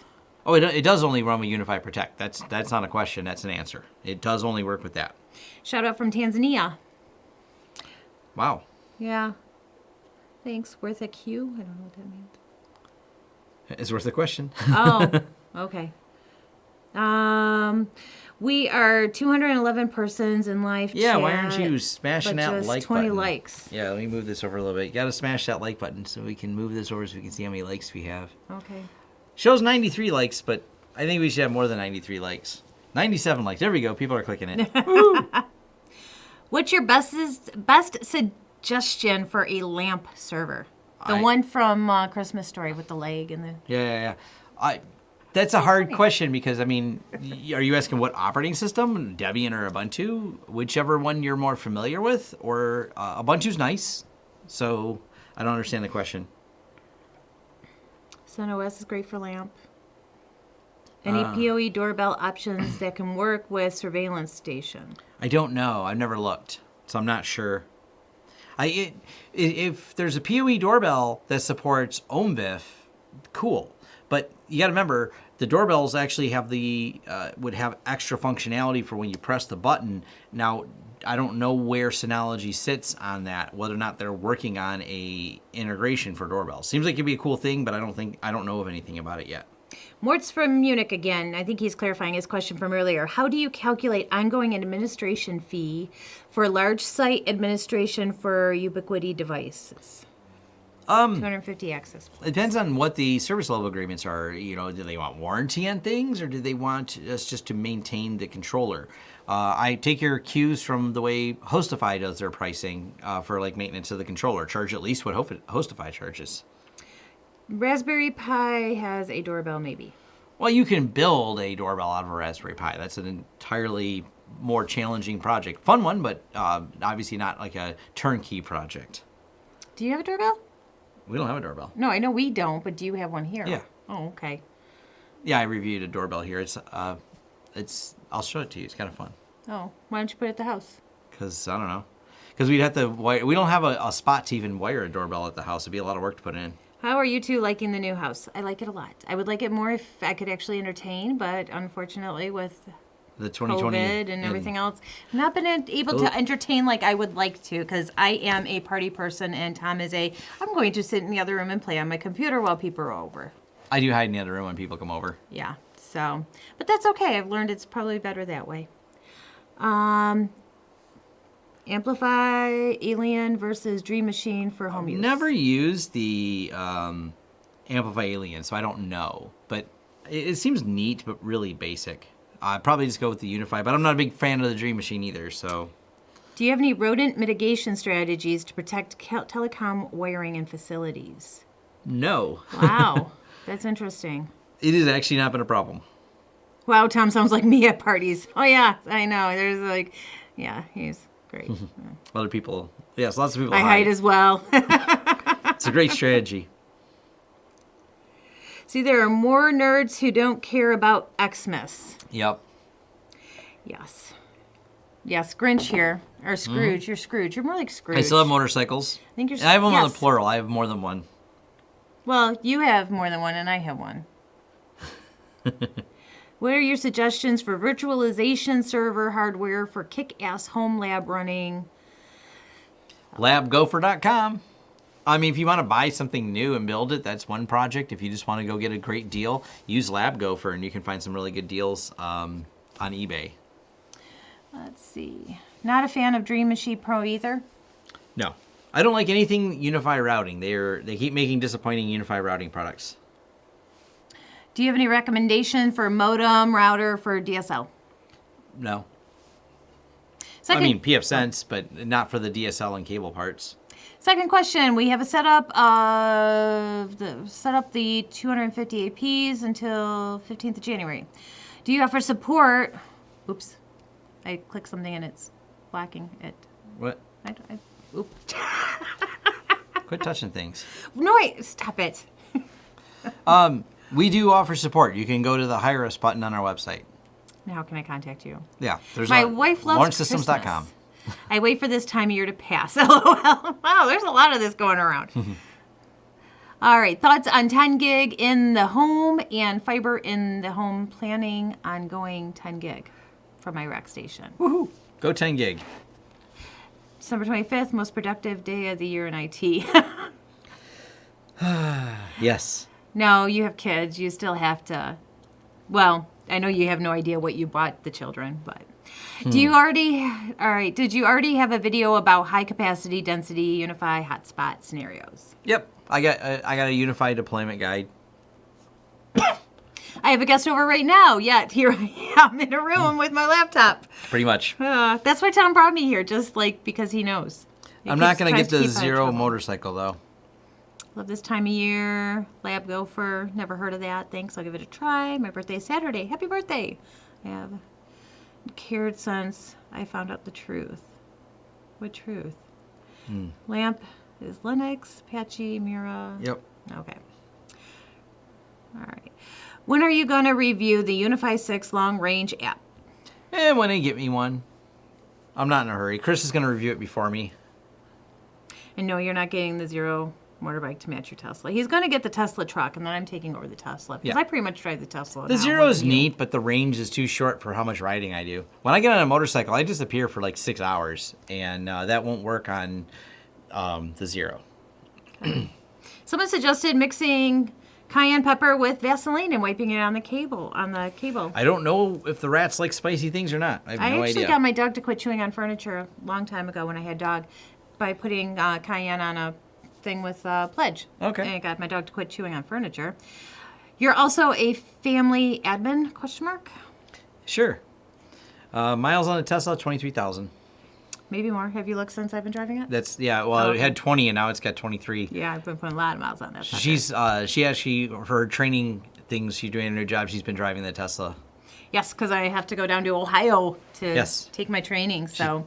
She didn't road tripping it. So I've been road tripping it in the Tesla, stopping in. Yep. Greetings from Germany. More Germany people. It seems like Germany's really popular for this live stream today. I guess so. All right. My wife also stole my Tesla. Good for her. Yeah, Tom's been having to drive my Jeep because we only live a half a block away. So he drives my Jeep Wrangler, which gets, on a good day, maybe 15 miles to the gallon. Sometimes I walk to work. It depends if it's raining. Yeah. So he's been taking the...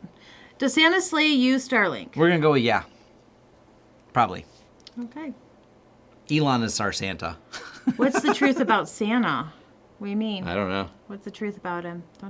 Don't be dissing Santa. You won't get anything for Christmas. Greetings from Colorado. Woohoo! Good morning, Colorado. Because it's 9:14 local time. Perfect time. Perfect time after dinner. Ah. Okay. Smiles per miles. Greetings from the only non-German. German. That could be. Well, I'm not German, so. I'm not German either, although my family lived there for a year. Yeah. We're not German. Yeah, she used to live in Germany. Only for a year. I was 2. I don't remember. What do you recommend for routing then? PF Sense. I just keep answering that question. PF Sense. Yeah. It's my favorite routing tool. Hello, Anonymous. Merry Christmas and job all the best. Thank you for the donation. Where's the kid? At his mother's. My kids are all grown and married. The youngest is at his mom's. Yeah, Marcus is not here today. Merry Christmas, guys. Shocking he's not on the live stream. He's probably still asleep, though. Thinking of getting a 10 gigabyte card for my Synology, whatever. Cool. What 10 gigabyte card would you recommend I for don't. the other end? All depends on your budget. If you can afford some of these nice UniFi ones, cool. There's also some of the MikroTik ones, which are nice. So it kind of depends on what your budget is for those. But MikroTik and UniFi are not bad. Greetings from Ireland. All the questions are PF Sense. All the answers to all the questions are PF Sense. Hail Sure. Elon Musk. SpaceX is rocking it. Elon's our hero. Netherlands. Got people from the Netherlands. All right. Do you think the SolarWinds breach was a back door that was put in by the U.S. government to be able to access the voting machines? Very crazy speculative. That is. Yeah. Yeah. All right. Happy Christmas. Did you watch The Long Way Up? Oh, for electric bikes. No. But I'm sure you will now. Yeah, electric bicycles? That sounds neat. Question answers are PF Sense. Yeah. Santa works for Amazon. Maybe? Or Or 42. 42. 42 is a solid answer. Greets from the non-German part of Switzerland. Ooh. That's great. Greetings from Southeast Missouri. I have Intel X520 DAS. Yep. DA2. X520 DA2. In Synology. Yeah. You can't go wrong with the Intel cards. They're nice. I've done some reviews, and I got a couple 10 gig videos. I should make a 10 gig playlist. But yeah, the Intel cards are good. What do you mean playlist? You can Like playlists. music? No, you create playlists of videos. Oh. Dublin. Hello. I have an running SG2100 at home. So you asked if I was running PF Sense at home, and yes, it's specifically running on an SG2100. I started testing it because Netgate was nice enough to send me that prior to its release to get my thoughts on it, and I've just kept using it at home. I keep swapping back and forth and putting Untangle boxes at home occasionally as well. Synology or Freenas? I've got a video about Synology versus Freenas. Synology's more turn it on and let it go. Freenas is more tinker with it because it's open source and gives you a lot more flexibility. So it's not. It depends on your use case. How do you celebrate Christmas? Turkey, ham, fast food? We're doing ham because we do turkey on Thanksgiving. So we always do like ham for Christmas. But like I said earlier, we're also doing Italian Christmas. So we're going to have a lot of lasagna and other goodies and stuff like that. So what are you guys all having? You can throw that in there, just curious. Greets from non-German part of Sweden. I consider developing an alternative to PF Sense with a better and snappier UI. Am I foolish? I don't know. If you're good at developing, you want to develop a competitor, go knock yourself out. Have fun. What do you recommend to replace the visibility you get from the UDM Pro? Nothing. The visit I get from I don't find it invaluable. I find their information kind of valueless. So I don't find that the UDM Pro gives me so much insight. I think I have a video on it, and I just talk about how, for example, when it gives you the statistics for where people went, it doesn't have any time frames on it, so it gives you very vague statistics. Untangle is a good replacement that actually gives you real, actionable statistics. Greetings from South Africa and a Merry Christmas. Oh, awesome. Currently using QuickBooks Online for customer invoicing. Would you recommend switching over to an Invoice Ninja as a better option? Invoice Ninja is a piece of the pie. QuickBooks does more than Invoice Ninja, but I do use QuickBooks instead of. I use Invoice Ninja instead of QuickBooks. Say, you don't use QuickBooks. Yeah, no, I don't use QuickBooks. But see if it fits what you want it to do. Invoice Ninja does not do everything. All right. It's not possible to get pre-built PF Sense or TrueNAS systems, so I build them myself. Do you have a site-to-site VPN to back up your stuff? Yes. Okay. Greetings from Central Illinois. Seeing as we're locked down, I just ate my Christmas dinner a day early. Life on the edge. That's great.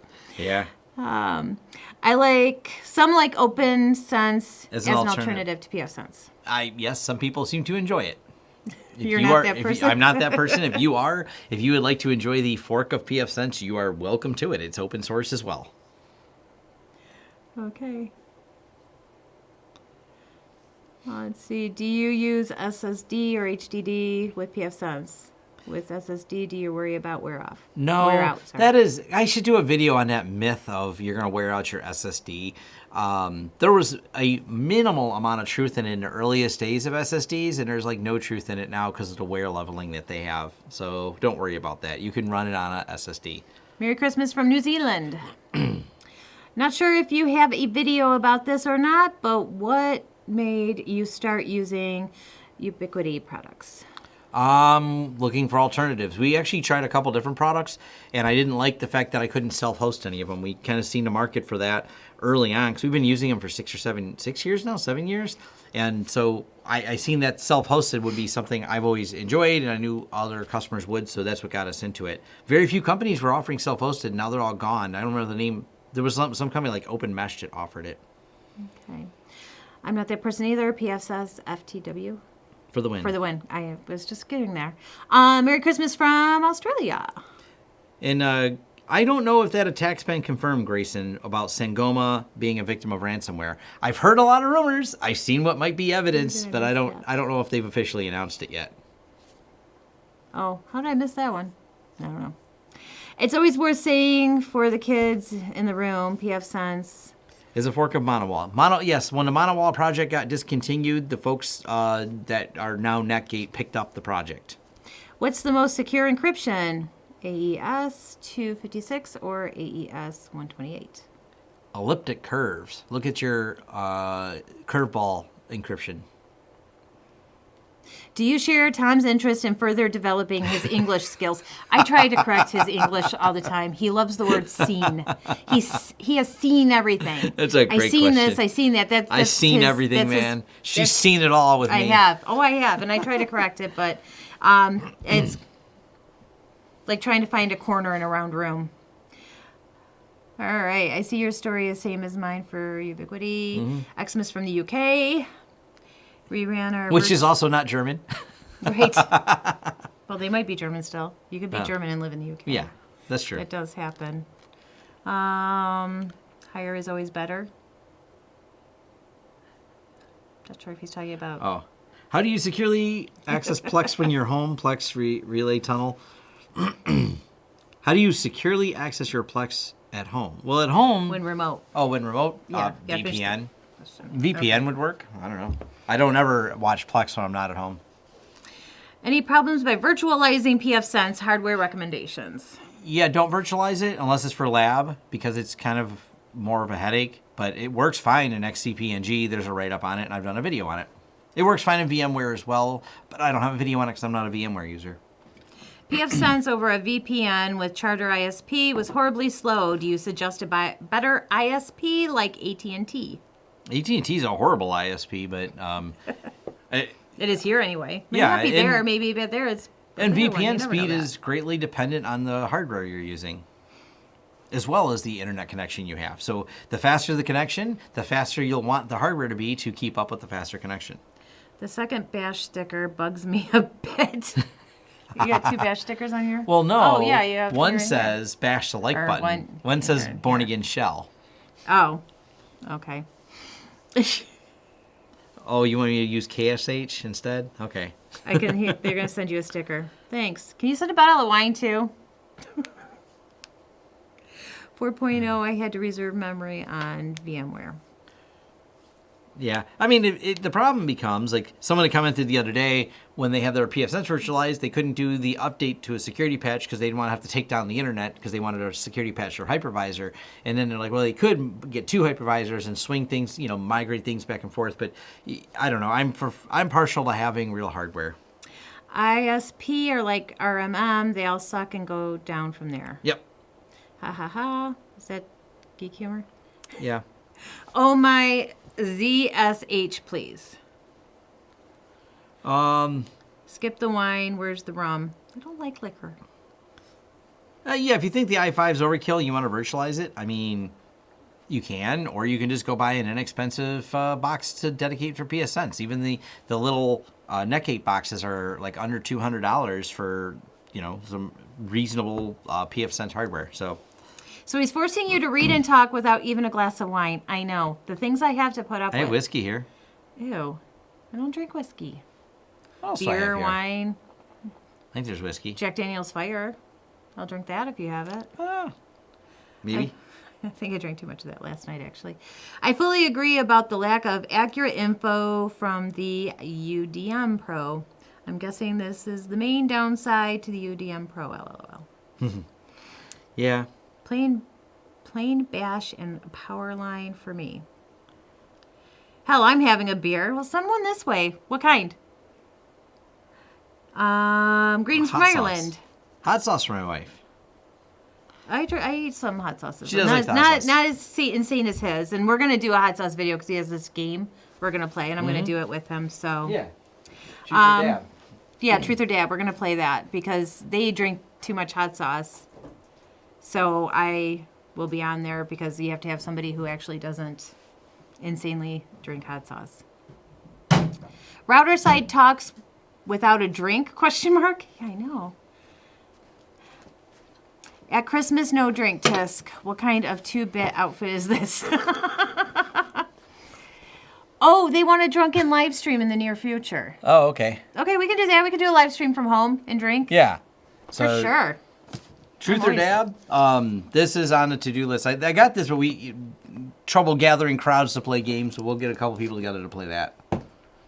Cheers. Happy holidays to you both. Hope 2021 brings better things for everyone. Amen to that one. That i5 was under 200 too. Only the power consumption is a bit hardcore. But I might set up the secondary for, HA. Follow your advice for the primary firewall. I shouldn't have Googled curveball encryption. Hot Wings challenge when? We're not sure. Tom's got to set that up. I will definitely do a Hot Wings challenge. For home use, are we missing out on anything by using UniFi switch versus edge switch? I mean, the one dashboard, you'll end up having, if you have the edge switch, you'll have two different dashboards. You'll be managing one and managing the other. So, two different control planes? I don't know. Merry Christmas from Athens, Greece. Play the drink a bottle of brandy game. Oh, heck no. More rant on ISP. Love having to explain the difference between residential versus commercial service. Very different. Latency. See, too long didn't read. Latency. Please drunken live stream. I will happily sit there all night and watch, even with the time zone differences. We haven't talked to the MSP360, so we started using some of their stuff, and we went back and forth. We still have specialized deployments where MSP360 is a solution for backups. The majority of the stuff is still in SolarWinds. Have a drunken cabling challenge. That's funny. Oh yeah, there's an idea. Hey, I'm all for it. I have a podcast called Drunken Confessions. Why not? It has been fun. Happy holidays from Texas. Thanks, got her on. Happy holidays. Texas. Yes. Bash the like button. We had 137 likes and 221 live streamers, so yes. I should go to your page one day and like it. Hi. Buffalo, New York, home of the Buffalo Wings.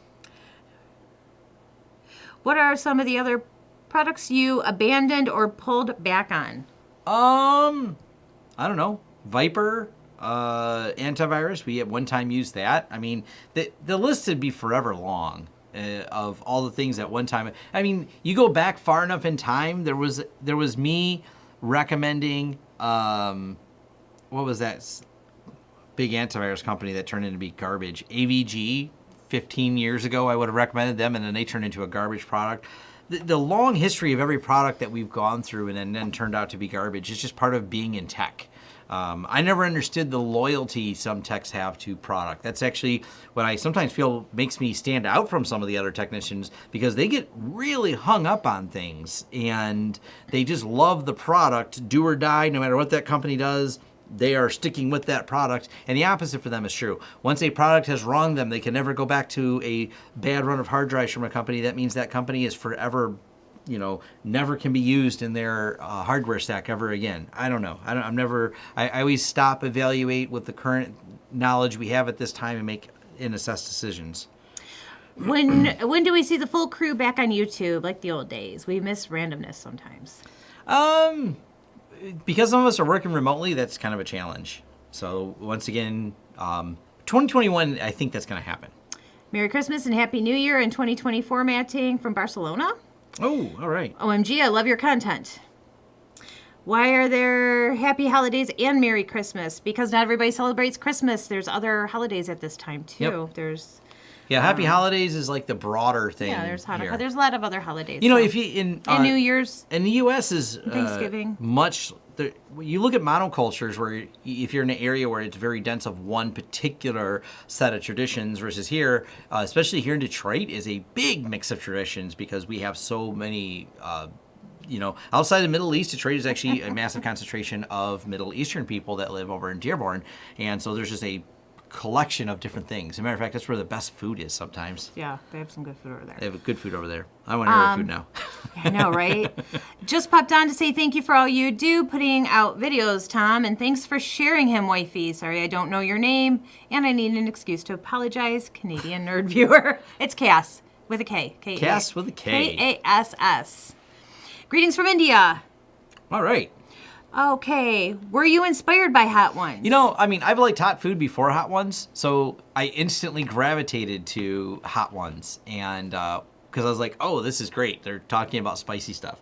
And we've actually joked about doing hacker Hot Ones. Xavier thought that'd be a good idea to have a bunch of hackers eat spicy things. It was something we talked about at DEF CON. We're going to happen at DEF CON, but then DEF CON 2020 was not the social gathering that was expected. So, yeah. Things have really gone. Bash per your request. Who remembers Norton AV antivirus? Yeah. Mm-hmm. Lawrence Systems is default one of my go-to channels. Sorry, can't even read anymore. Showing my age, but I started in IT in 1989. Love technology. When did you start in IT? He was still in school. Yeah, when my first job was 1995. That's the first time I got a job in tech. Can Huntress find the stoned boot sector computer virus? I am unclear of their exact. They had a good write-up on the new. It's a part of the Huntress blog or something they tweeted out on their ability to see certain boot sector things. Boot sector viruses are pretty rare in their modern form in a UEFI boot. I am unclear of exactly. It can certainly detect the mechanisms that install it, but whether or not, because it's not an antivirus product and it's mostly looking at startups and footholds, I don't know what level it checks the UEFI boot sector. Happy holidays, Tom and Cass. Thank you, and thank you for spelling my name right. Has Tom had the bomb hot sauce? Yes, we actually both have. Yep. Don't care for it. I think it's just all heat and not any flavor to it. So that one I don't like. Is Cass short for something? It's a cool name. Thank you. Actually, my given name's Kathleen. My sister, growing up when I was born, had a lisp, called me Kathleen, so they just shortened it to Cass. Quick little Yep, that's how that got there. Gotta go tend the smoker. Thanks for great content, Tom. And you too. What are you smoking? I know, smoker sounds Maybe you good. should smoke something tonight. Ooh, I think we have plans for tonight now. I want some smokes. What did I think of Novell? Novell made a good product back in the day. I mean, it was pretty LAN-tastic too. I messed with all that old stuff.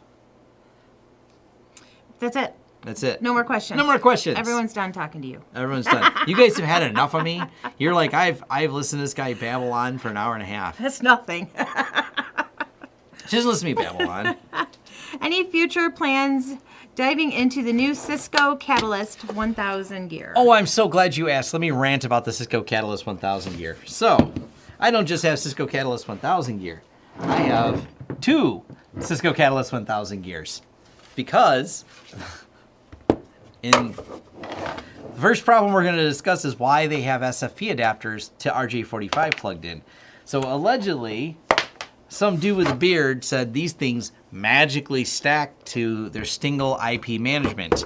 And the bearded person did not tell you a couple details. And what happened was with the Cat 1000s, and I'm going to do an in-depth of how you set these things up. One of the first stupid problems are the way the H-stack works.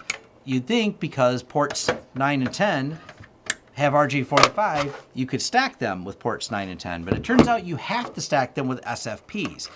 Then you find out that when you plug an SFP into a Cisco, this is not new to the Cisco people, that there's a secret incantation that is undocumented that you have to type in Cisco to allow it to use non-Cisco SFPs, but that feature was removed from your Catalyst 1000s. So your Catalyst 1000s, in order to do the single IP management, require SFP and require Cisco branded SFP.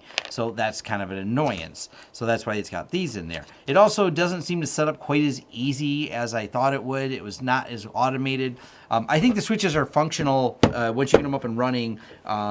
They seem to work pretty good. I do trust if I were to install these at a site, they would be like any Cisco device and last for a very long time.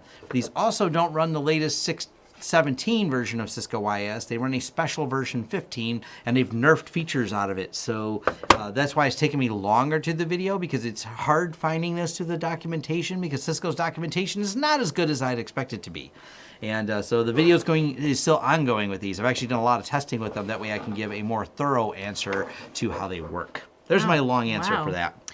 I started on computers in 1983, started working a career in 2005. Is smoke legal for rec use? In Michigan, it is. Yep. A couple people said no, but yeah, in Michigan, recreational is legal now. Yes. Merry Christmas, Tom and Cass. Merry Christmas. Here, just do this. You what? Use this scroller. See, you just screwed it up. No, you it's screwed. right there. Nope, it's not there anymore. Can you let It me? is. Can you All let right. me do it my way? All right. Thank you. At Lauren's System, I still have Novel server at my house. Great evening, not ranting, arguing with the family. How about cooking on a fanless device? Yeah, you could do that. Go for it. Get some really hot and would be hilarious to try. Yes. There is someone who fried steak on a CPU. Oh, that's interesting. Yes. All right. So one might say you want to chuck those things. Oh, yes. I want to chuck these. I don't know. I just want to make sure people are aware when they buy them, because I was not. I was expecting them to work a little easier than that. You mean you have 2 pieces of expensive dumpster filler? Yeah. Hey, maybe I'll give them away. Cisco just being Cisco. Yes. Can smoke a pre-cooked ham. My loan. Cisco is just being Cisco. Now, yes, these are shared They are dual shared yeah, they are shared ports. They are dual personality ports, but for whatever magic, Cisco decided that only SFP is allowed to H-stack. H-stack's Cisco's term for the way these Your stack. ports are bipolar? They're bipolar, man. Actually, it would be more schizophrenic if they're dual personality. Yeah, dual personality, bipolar. Schizophrenic. And there's also something else to cover on this. The H-stacking, which is a Cisco term, doesn't work cross-brand between Cisco 1000s and some of the other series. So there's even more information that had to be dug up. Somebody wants to know, was the bearded person network chuck? I've noticed several manufacturers putting out equipment that works best with their own other equipment. Like Apple? Started in 1973. Wow. Yes, I'm a dinosaur. That was before Tom was born. Just throwing that out there. Mm-hmm. Is it possible to do a collab with your buddies' IT business comparing SolarWinds versus ConnectWise? You know, I've thought about it. It's hard to get someone who, they'll let me hang out behind the scenes, but it's hard to get someone to do a concise video like that. It's just not, it's so in-depth to try to do the comparison to them. So I don't know if that'll happen or not. I'll let you read that one. I'm just going to stutter over it. Thinking AFX75 34 dBi 20 to 40 megahertz width operate at 25 miles in heavy snow would remain connected, or should I do the PTP? I don't know. Snow is such a pain when you're doing the site-to-site wireless. They're not talking about the stuff that falls from the sky? There. Oh, okay. It is. It's site-to-site wireless, whether or not the snow. Snow is challenging for site-to-site wireless. Oh, really? Mm-hmm. That's interesting. On one of your awesome vids, you say you encrypt your Freenas snapshots before you back them up. How does that work? My whole drive on Freenas is encrypted, and its destination is encrypted. So therefore, everything under it, such as a snapshot, will also be encrypted. I use full disk encryption. Lived in Ann Arbor for 7 years. Loved it. Woohoo. Very cool. PS3 grill. Yes. As a smaller channel, how the heck do you pump out videos so quickly? Your workflow must be streamlined. Yes, that is, I do everything myself. Most of it is because, and we'll switch right here, I use a stream deck. I have a couple studio tours. I break down the fact that I try to do everything as one stream. I have this auto switching that I can go back and forth on. This is what helps me streamline the production between switching an overhead camera view over here. That and I've been doing this for so long. It's kind of I'm just sharing my thought flow on it. I've been an instructor and a public speaker for a long time as well. And because he neglects his wife. I'm obsessive about technology. Could you flash a different Cisco OS on them? No. Cisco's very restrictive on that type of thing too. You can't switch these to Cisco 17. All right, going back to the rogue access points. This is UniFi calling non-UniFi equipment rogue. Weird. Not a problem I've seen. Well, I have when people misconfigure things and have two separate controllers running things. If you don't have two separate controllers, it shouldn't do it. I haven't tried to stack. I have hundreds in use. 1000 series will be test stacking. Technologies, love your Blue Iris series. Yeah, that's someone else's. Oh, Yeah. okay. I was They're like, adding that other person. Oh, You don't okay. need to I read was the like, ones. They're replying to the other person. oh, okay. No, I see that now, but Yeah. I'm like, Blue Iris. I was like, didn't know you do anything like that. WD or Seagate, and why? It depends. There's not like one model line that's absolutely foolproof. So these Seagate Barracudas right here that I have, they're ancient. What year are these even made? Were actually really solid drives back in the day. Seagate's had their run of bad drives. They've had their good drives. So it kind of depends which one you're asking about. It's saying them blanket as a company and thinking every product they make is the same under their brand is not the right way to look at it. He's a tech guy. Of course, he can streamline everything into one job. Thanks for the answer, and thanks. Okay. Is there a video on booting, configuring full encrypted TrueNAS pool like you do? I mean, all you do is when you build the pool, you choose encrypted. My getting started with Freenas video, it's going to be TrueNAS when I do the new one, but it talks about building encrypted pools. You just check a box when you're building a pool. The place I work uses basically all Cisco, and besides the boot time, I like them. Oh, the boot time is atrocious on Cisco. Just wanted to say thank you for your ongoing content and to wish you and your family, work family, happy holidays. Hitachi IMO is a lot better than both of those, but you have to look at the data sheet with failure history. Yeah, so the folks at Backblaze do some of the best reporting when it comes to details about how long drives last.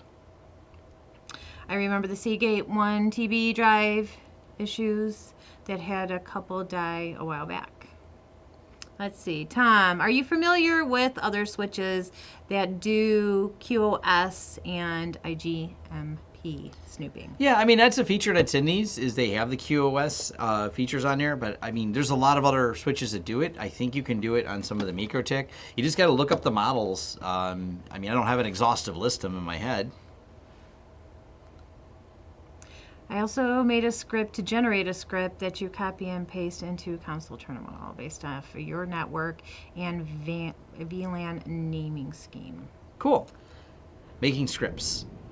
Oh, you guys are going to pass a hat for some good wine for me? Yeah. Hey, we do like donations. It does take money to run this channel. Yep. You have to enter a password after reboot. That is pool encryption. Yes. You have to, every time you want to unlock the pool, you got to type a password. Happy holidays, by the way. Thank you for being you, Tom, and the wifey. Yes. On the topic of TrueNAS encryption, it goes a step further in TrueNAS because you can do per data set encryption with different passwords. So you can not just encrypt the pool, but then break that down into different encryptions on the data sets that require passwords, which is actually really helpful. I'm working slowly towards diving in deep into that video.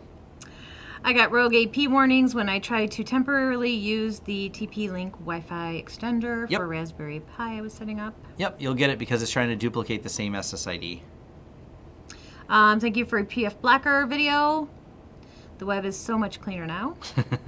Time to show a close-up of that SCSI SCSI card in all of its glory. In all I know. of its glory.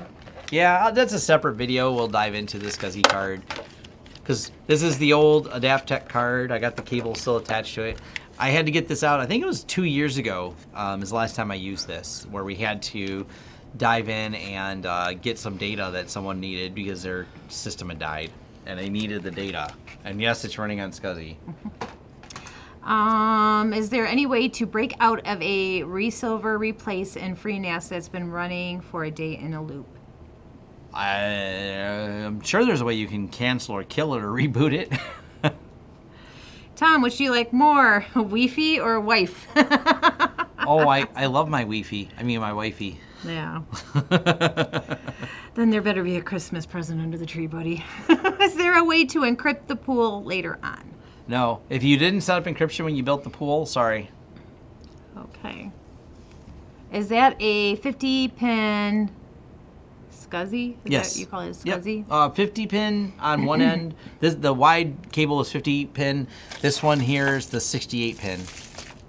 If you had to pick one of these brands, which one would you pick?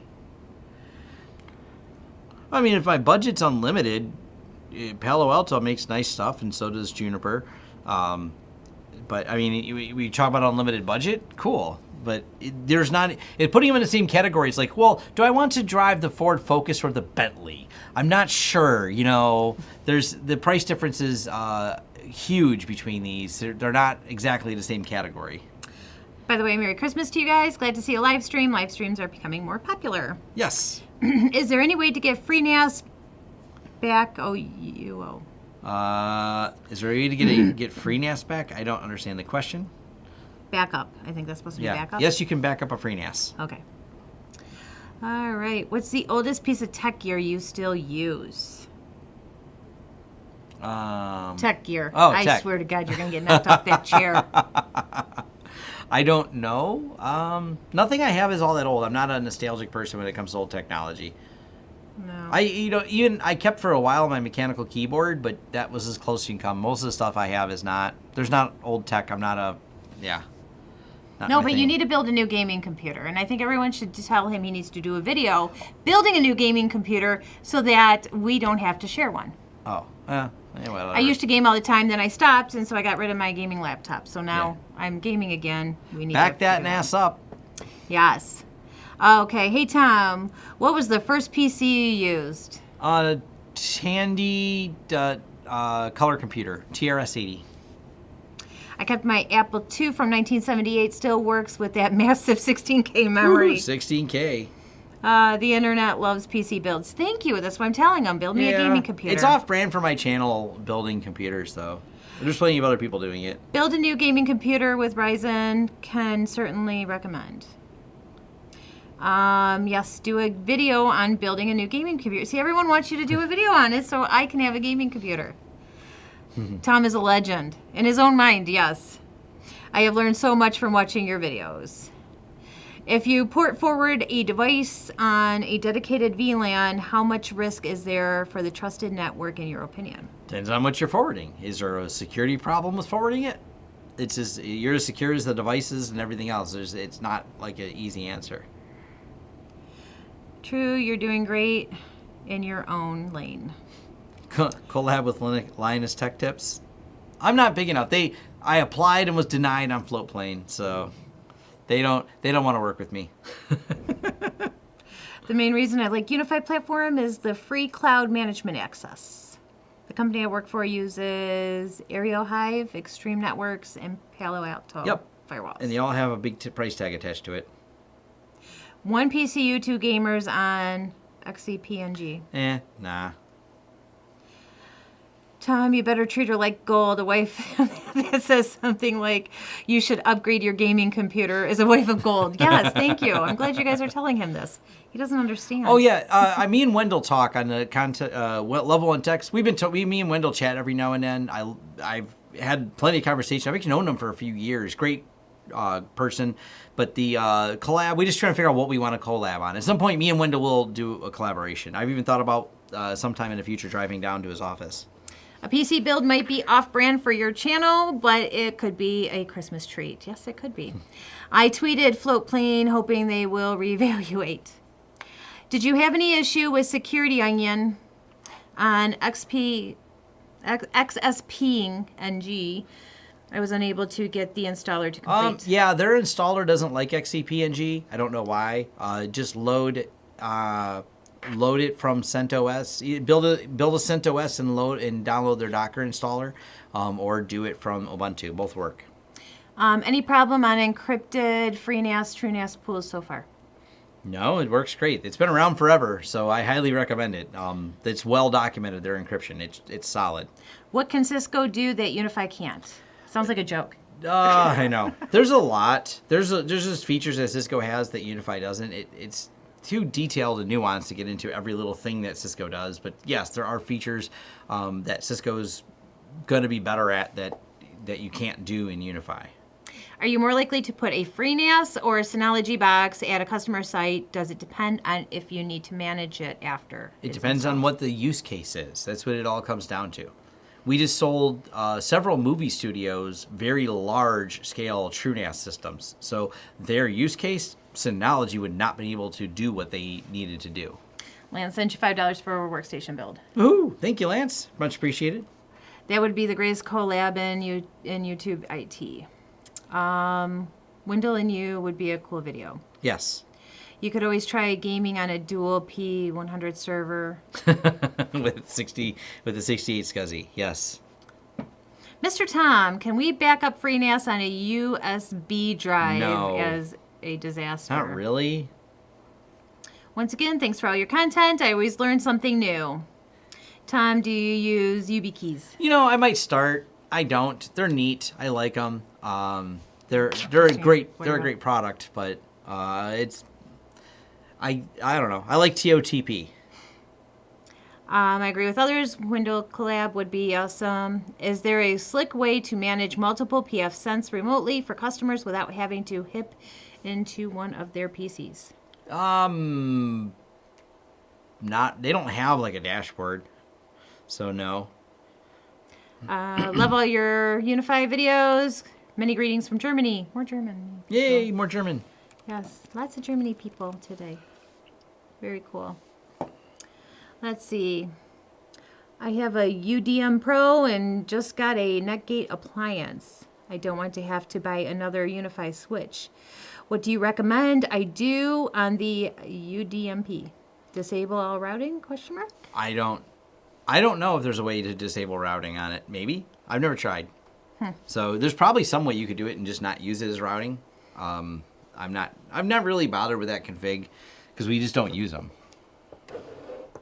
We only plug it in so it can disappoint us once in a while because someone's going to point out that there's one down here. That's what I said earlier. That's it again. No more questions. Nobody wants to talk to you anymore.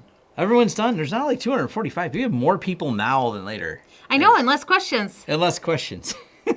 Merry Christmas, you filthy animals. Yes. They know you. They know me. Filthy nocturnal animals. I hope to get some dinner, but I can't miss the live stream. That's great. Yeah. Your Freenas videos suck. Oh, suck. No, rock. Sorry. This stream is literally roasting Linus's WAN show. He never looks at the chat. The problem is, even right now, 250 people, no problem. He's got thousands of people. The chat becomes unusable at some point, where it's just it's people scrolling so fast. Right. I don't think they can even read it. Right. Install the pfSense on a window-based machine and install Chrome Remote Desktop to open your phone. Merry Christmas. Sorry, I can't think of any questions. Cass, what's it like to be married to a YouTube celebrity? What's it like, honey? Tell him. Well, we're trying to get a bigger bed because It won't fit with my ego. it won't fit with his ego. So I'm trying to get him to buy a king size instead of a queen. So thanks. Hello from Greece. Hello. How you see the future of Proxmox And OPN Sense, as you know, seems to prefer XCP-NG and PFSense. I mean, if you want to use Proxmox, use it. It's a great tool. I have nothing against it. I just don't use it. I like the workflow better with XCP-NG. So use whichever one makes you happy. Yeah, it's kind of unusable, but even super chats gets missed.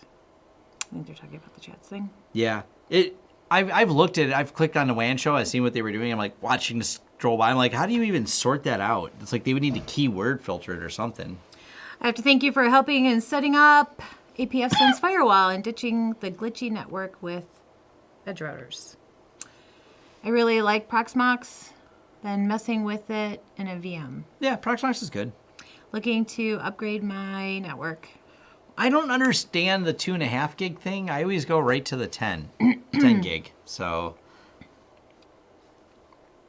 They make an Alaskan-sized king bed. Yeah, we're going to need that soon. ooh, We got a big master Alaskan bedroom, king? We do. so it would fit. It would. So our new house has a very insanely big master bedroom that is somewhat ridiculous. It is. We have a ridiculously sized master bedroom. I don't get We'll do it. a I mean, tour I of like the the house. I like the closet. I like how big our closet is, but there's no reason for all that room in our master bedroom. There's so much room for activities.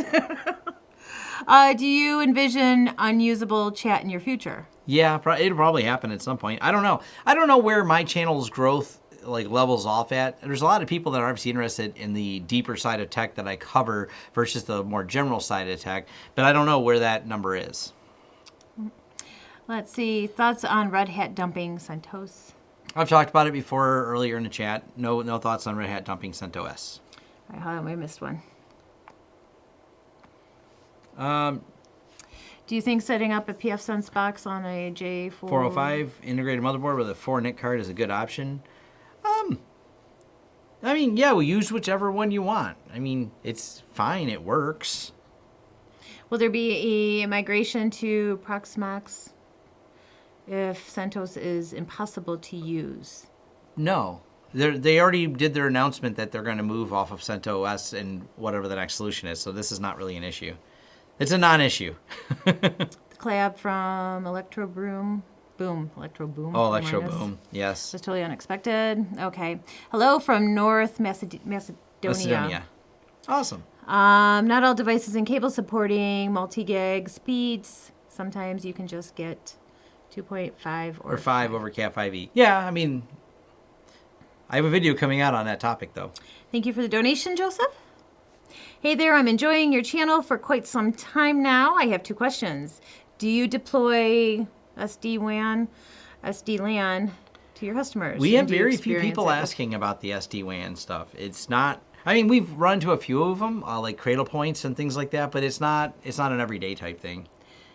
Okay. It's nice when you have it because then failover becomes absolutely seamless, but it's not something people are clamoring for every day Merry Christmas. because it's not cheap. Do you have 10 server racks in the master bedroom? No, we don't. No, there's very little technology at my house. Cass, what's your opinion on the network rack in your home? It's in the basement. I don't see it. So it doesn't matter. Yep. Have your kids hacked your home network yet? No, he has not. So Marcus isn't much into hacking as He's he is not. to gaming. He's just a gamer. Now, if there was a game that taught you how to hack, then we might have to worry. So, okay, thanks for the donation. Thank you. Alaskan Kings are 9 feet by 9 feet. My wife wants one too. Wow, that would Wow. be... Then they would never even have to touch you. That's a big bed. That would be. How would you get blankets and stuff I was for going to it? say, they usually have double mattresses on ones like that. Yeah. You know, so you would just have to use separate mattresses or separate sheets and blankets. And recently, I set up Bitwarden, self-hosted, easy migration from LastPass. Thanks for bringing that to my attention a while ago. Was that password? Bitwarden? Yeah, Bitwarden's password manager. Because I still use Yep. LastPass. Yeah. Have you had experience with UniFi, Aramax, PTMP? Yeah, no, I don't. We haven't used any. I'm trying to think. I think we've consulted on them, but we haven't used any here. We've done some consulting on them, though. I'm curious to see what free PBX will do now that CentOS is over?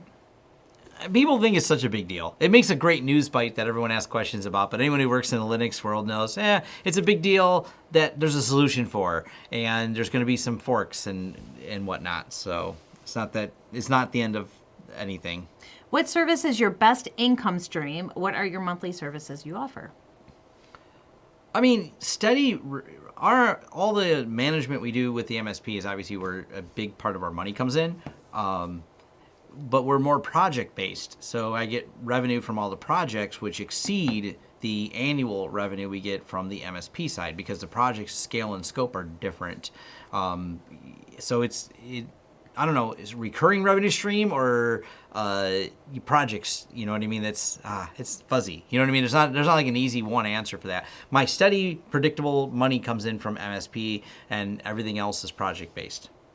I want a Pittsburgh toilet for a Christmas gift. Matt, you're going to get... How do we block him? Because we're not going with that Pittsburgh toilet crap again. That's ridiculous. You're not putting a Pittsburgh toilet in our house. Hacknat on stream. Good practice to get kids into CLI. They have to be interested in it. I've tried, and if the kid just is not interested in stuff, it's really hard to push them into it. Do you have any certificates or just pure love towards science? He has no certificates. No certs. No. Nope. I have all the licenses. She has licenses. I have lots of licenses. Just be sure, set him up with a private VLAN. Yeah. Yeah, right? Let's see. The only channel that combines network tech with betting tech, right? Yes, network betting. Do you do the plumbing for the Oh my gosh, no Pittsburgh toilets, people. Oh, I love this topic. No, not even cool. Pittsburgh toilet or network rack. Oh my gosh, network rack. I am not going to walk down in the basement and see Tom sitting on a toilet. It's not going to happen. It's bad enough he doesn't close the bathroom door into our master bath. What was your most memorable moment when you're trying to resolve a technical issue? Where the solution was simple, overlooked. I don't know. There's just been so many times the power was off and things are unplugged. It's like that's so par for the course when I've been training other technicians and everything else is just going, did you guys even look to see if this plugged in? Huh? We're looking an hour into troubleshooting this. I'm like, yeah, someone unplugged it the other end. I don't know. It's happened so many times I wish it was a rare occurrence. Well, that happened at that salon that I used to work for. They called me because their computer wasn't working. Well, the power went out overnight. They never turned the thing off. So the power went out overnight. When they came in the morning, it wasn't on. They didn't turn it back. All I had to do was push the power button and it came right on. Yeah. It's so common. They thought I was a genius. Any thoughts on the UniFi talk beta? No. Okay. I don't think UniFi talk is a great idea. No one I know that works in professional phone services thinks it's a good idea either. Listening to you while I assemble a new server rack. Awesome. Hearing Cass read the questions is a great reminder of how much geek speak we use. Yes. Sometimes I think you guys just put a bunch of jumbo in there for me to read and just messing with me. I wouldn't doubt it. I would not doubt it. Okay. Recently I found your channel. Love the content. Random question. Do you maintain network maps for any of your support sites? Anything? Yeah. If we build it out, we maintain it. Like our active clients, we're going to maintain a network map, but not for the one-off consulting jobs unless our task was to come up with a network map. Okay. Have you used the UniFi M5 locos for wiring to other buildings? Yeah. Or what would you recommend? No, they're good. The UniFi, the site-to-site stuff that UniFi makes is amazing. Nerdy kids have it so good now. Yes, they do. Speaking of self-hosted Bitwarden, what setup for security would you recommend? I use Nginx Proxy Manager and Cloudflare, but it's still scary to expose anything to the internet on your router. You don't have to expose Bitwarden. You can set up HA proxy or an Nginx reverse proxy, whatever you want to do, and you don't have to. You can use DNS to get a wildcard cert. Watch my HA proxy wildcard cert video, and I show how to do it in pfSense. And you don't have to expose it. The Bitwarden doesn't have to be publicly exposed. By the way, mine's not publicly exposed. That's how I know. Number one, cable unplugged. Yeah, cable unplugged. That is so common. Oh, yeah. What's the best way to put Ethernet cable through solid walls? Ooh, the drill? Yeah. I mean, just... My worst IT moment was accidentally wiping the CEO's hard drive. What's yours? You know, I don't know if I've had too many worst moments. Not like that. I certainly blew up a lab once. I popped the circuit breakers with a screwdriver on accident in 1997. I shoved a screwdriver trying to tighten something, and it arced across. Back in the day, you didn't have momentary context. The power supply used to have a switch that went to the front, and I was trying to get a floppy drive out, and I blew up that, and it kind of made a lot of noise and fried some things. You should check the basement. He already installed one. No, he has not. I've gone down there recently. Searching for a Wi-Fi bed. This chat is going downhill. That happens when I'm around. Where can I get a used Star Tech rack? I have no idea. Craigslist, eBay. eBay seems to be too expensive for shipping. Facebook Marketplace has kind of become a lot more tech stuff I see in there. So Facebook Marketplace and Craigslist. Funny thing is I have a recurrent dream regarding a Pittsburgh toilet and other people around. I love the dynamic of you two streaming together. Does he mean us? Probably. How do you learn to price your services for planning, building, installing, and configuring a project? I just charge more every year. No, it is really hard to price your stuff. It varies by the marketplace you're in. Figure out what the competitors are, figure out what it's worth to do. And people ask how I came up with $300 an hour. That's what I charge right now as of December of 2020 for myself, for people that want to contract me, or $200 an hour to talk to my staff. It's just understanding where you position yourself in the market, and all the expenses lead up to it. It's actually one of the big difficult decisions is pricing. Do you have an Amazon sponsor link to buy IP packets? They can be expensed if you buy them by the bucket. I have an Amazon sponsor link. You can buy whatever you can buy an Amazon sponsor link with it. So if you go to our website, launchsystems.com, we have all of our affiliate links and discount codes all under a section called Affiliates We Love. So everything's on one spot. What's the best dual WAN router for cheap? pfSense. Always pfSense. Yeah. How long after you start doing your YouTube channel did it go from a hobby to a job? I think it's still a hobby. It's still a hobby. I don't know. I've been doing it I got serious about it in 2017, so I'm about 3 years into putting a lot of effort into it. He loves it, too. That's why I say it's still a hobby for him. Still a hobby. What's the best way to run cables across a finished ceiling? Properly securing them with J-hooks is the correct answer. Most people will just drag them across the ceiling, and if you really want to have a fun time, you get a pull string and one of those little mini crossbows, and you shoot it across the drop ceiling and pull wires. What do you think about Fortinet solution like SD-WAN or Wi-Fi deployments? I'm not a huge Fortinet fan, but I've ranted about their goofiness a couple times and some of their terrible security practices. But, I mean, they're a popular solution. They're a big company. They work. Your vlog views might double seeing the dynamic duo in action. Oh, yeah. People like me. I'm funnier than you are. That's for sure. Probably. No, I am. Pricing is easy. You get too much work, raise it. Yeah, not enough, lower it. Sweet spot can be found. Pittsburgh toilet would have awesome acoustic when you have annoying guests over. Don't encourage him. I suggest a NetGate supplier in Europe, ? Any suggestion for a NetGate supplier in Europe? Seems hard to get. I don't know. I don't order things from Europe, so I'm uncertain about that. I have no idea. I like how competing RMM providers are marketing discount codes as SolarWind123 right now for cheap. ? Edge Router X. Edge Router X, I guess. I'm not a big fan of them, but they work. What do your kids do while you both are streaming? Can't wait till mine are old enough I can actually do something without... Well, Marcus is 14, so yeah. It's not like he's at that age where he wants us not to be around as much because we'll make him stop doing something or clean something. Or be quiet when he's gaming with his friends. He's thrilled that we're not home. So. But he's at his mom's right now, so we don't have him right now. So, do you plan the architecture for the networks you build? Yes, I do, but so do other people here. One of the goals you have to think of and put your business owner hat on and is going, okay, how do I build the business? And one of those things you have to do is I'm constantly training each of my staff. That way my staff know how to engineer networks and design Wi-Fi.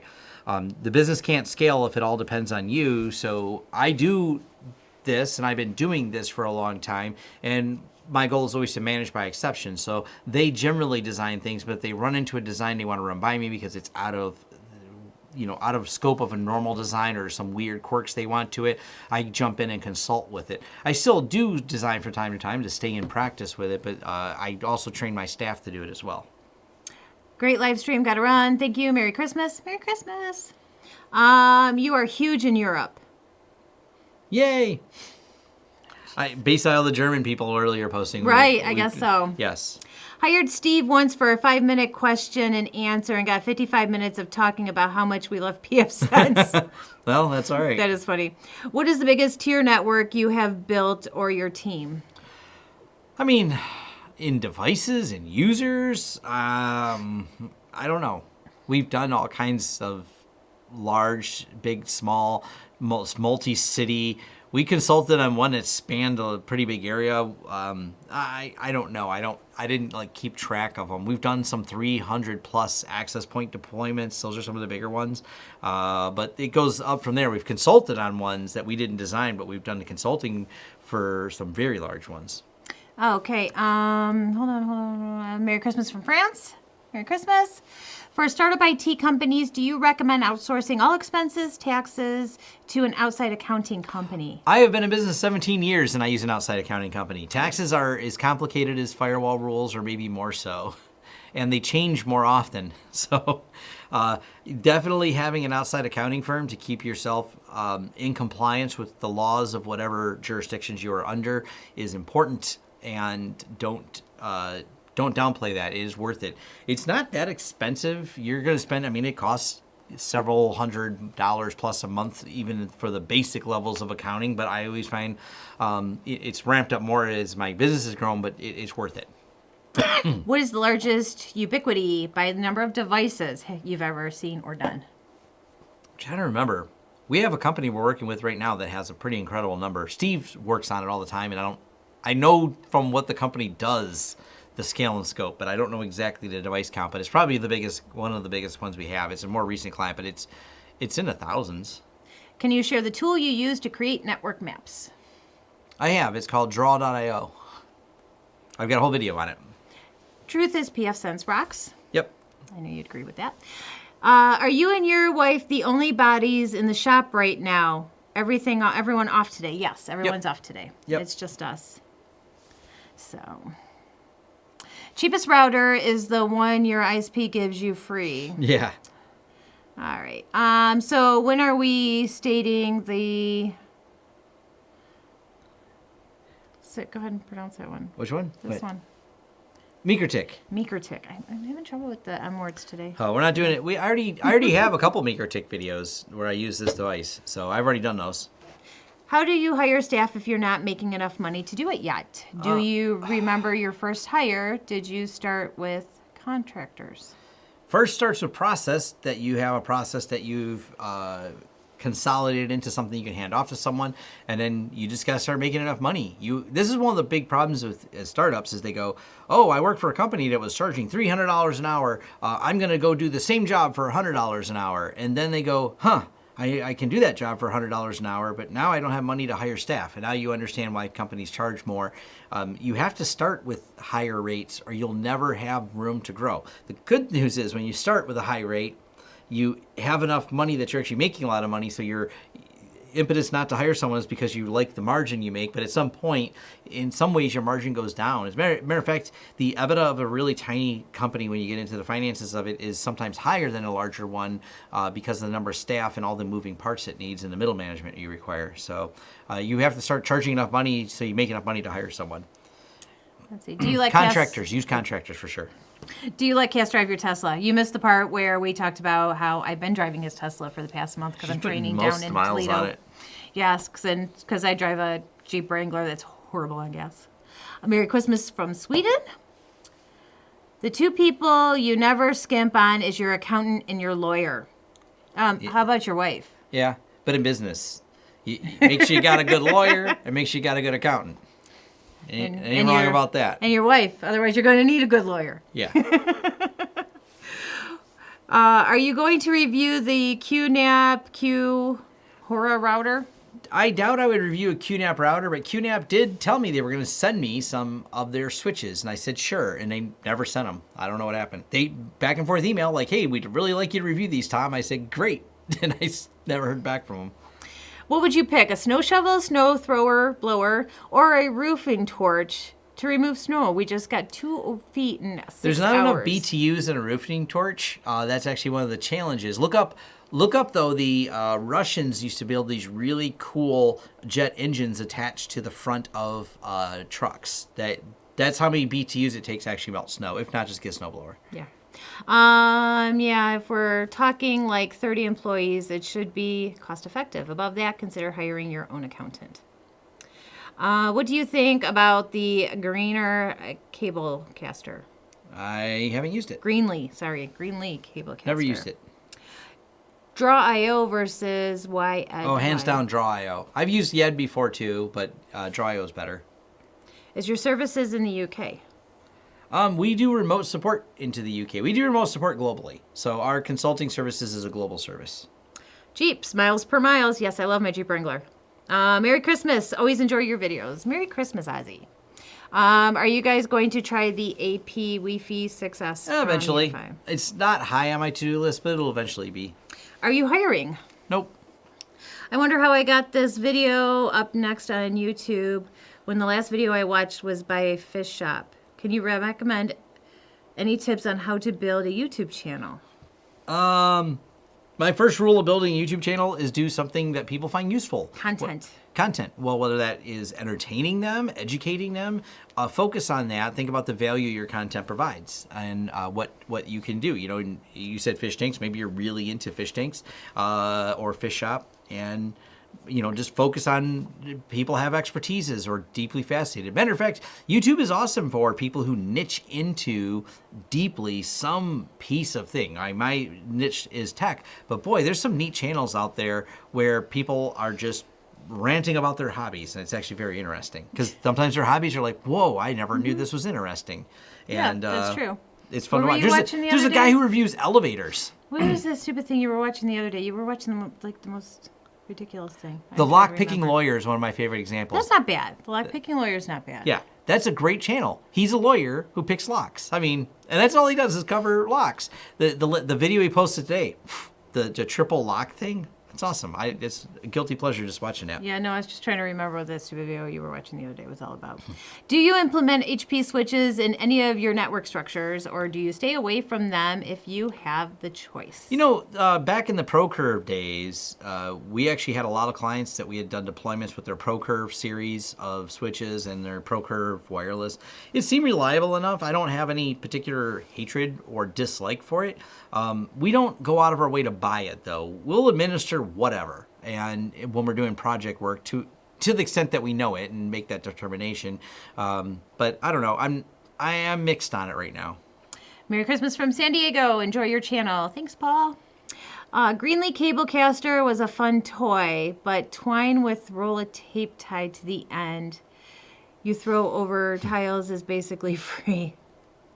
I never knew how much I love lockpicks until I saw Lockpick Lawyer. Yeah. So you're not the only one. I know, it's great. How often do you use UniFi Edge devices versus UniFi in your deployments? Rarely do we use Edge. Occasionally we've used some Edge switches for some one-off projects where they are not going to want a control plane and we just needed some VLAN set up and they wanted something basic. The Edge switches are solid for that configuration. Wish you a Merry Christmas. Me 2 hours into a live stream and still didn't wish ya. Happy Xmas. Well, happy Christmas to you too. If you want to be amazed, I recommend watching Appliance Science. Probably the best YouTube channel. Also, that's the one I was watching, Lab probably. is great. Yes. I was watching that this morning about he was talking about the dishwasher stuff. It was something like that. Yep. And it was, yeah. Do you ever do business consulting for MSPs in non-competing markets? Yes, kind of. It kind of depends what the scope of the question is. It was 4 keys. That was Lockpick. Yeah, 4 keys, not 3. That was a neat. I guess one's a wrench, but I guess we'll call it a key. It's a key-shaped wrench. No. Video I like the from one this that morning. they did with the magnet. Yes. Do you use Cisco switches in any of the networks you have created? Yes. Okay. How someone can contribute to open source community and more specific to pfSense? If you're coding, awesome. Go, submit code. If you're just good at rewriting documentation, a lot of times you're looking for help. Reach out to the dev team and say what can we measure your skill set against what you can help the dev team with. What is your preferred managed switch vendor out there? Probably going to be UniFi. That's been a favorite. Merry Christmas, Happy Holidays from Windsor, Ontario. Any funny, amusing LAN party stories? They were all back in the hacking days, so I think the statute of limitations has probably gone on them. Maybe. I don't know. That's a fuzzy subject. Thanks a lot for all your videos and putting so much time into making them. I really enjoy them and learn a lot, especially about pfSense and all the packages for pfSense. Keep up the good work. How many employees do you have? What are there, six people? Let's see. 1, 2, 3. We have 3 that work in the office all the time. Yeah, right? and a few more And external. Couple external, and then The way six? it works with Six? us, and I need to do a video on this topic called the secret sauce is contractors. We use a lot of contractors. That's how we start. Matter of fact, we partner with a lot of other companies.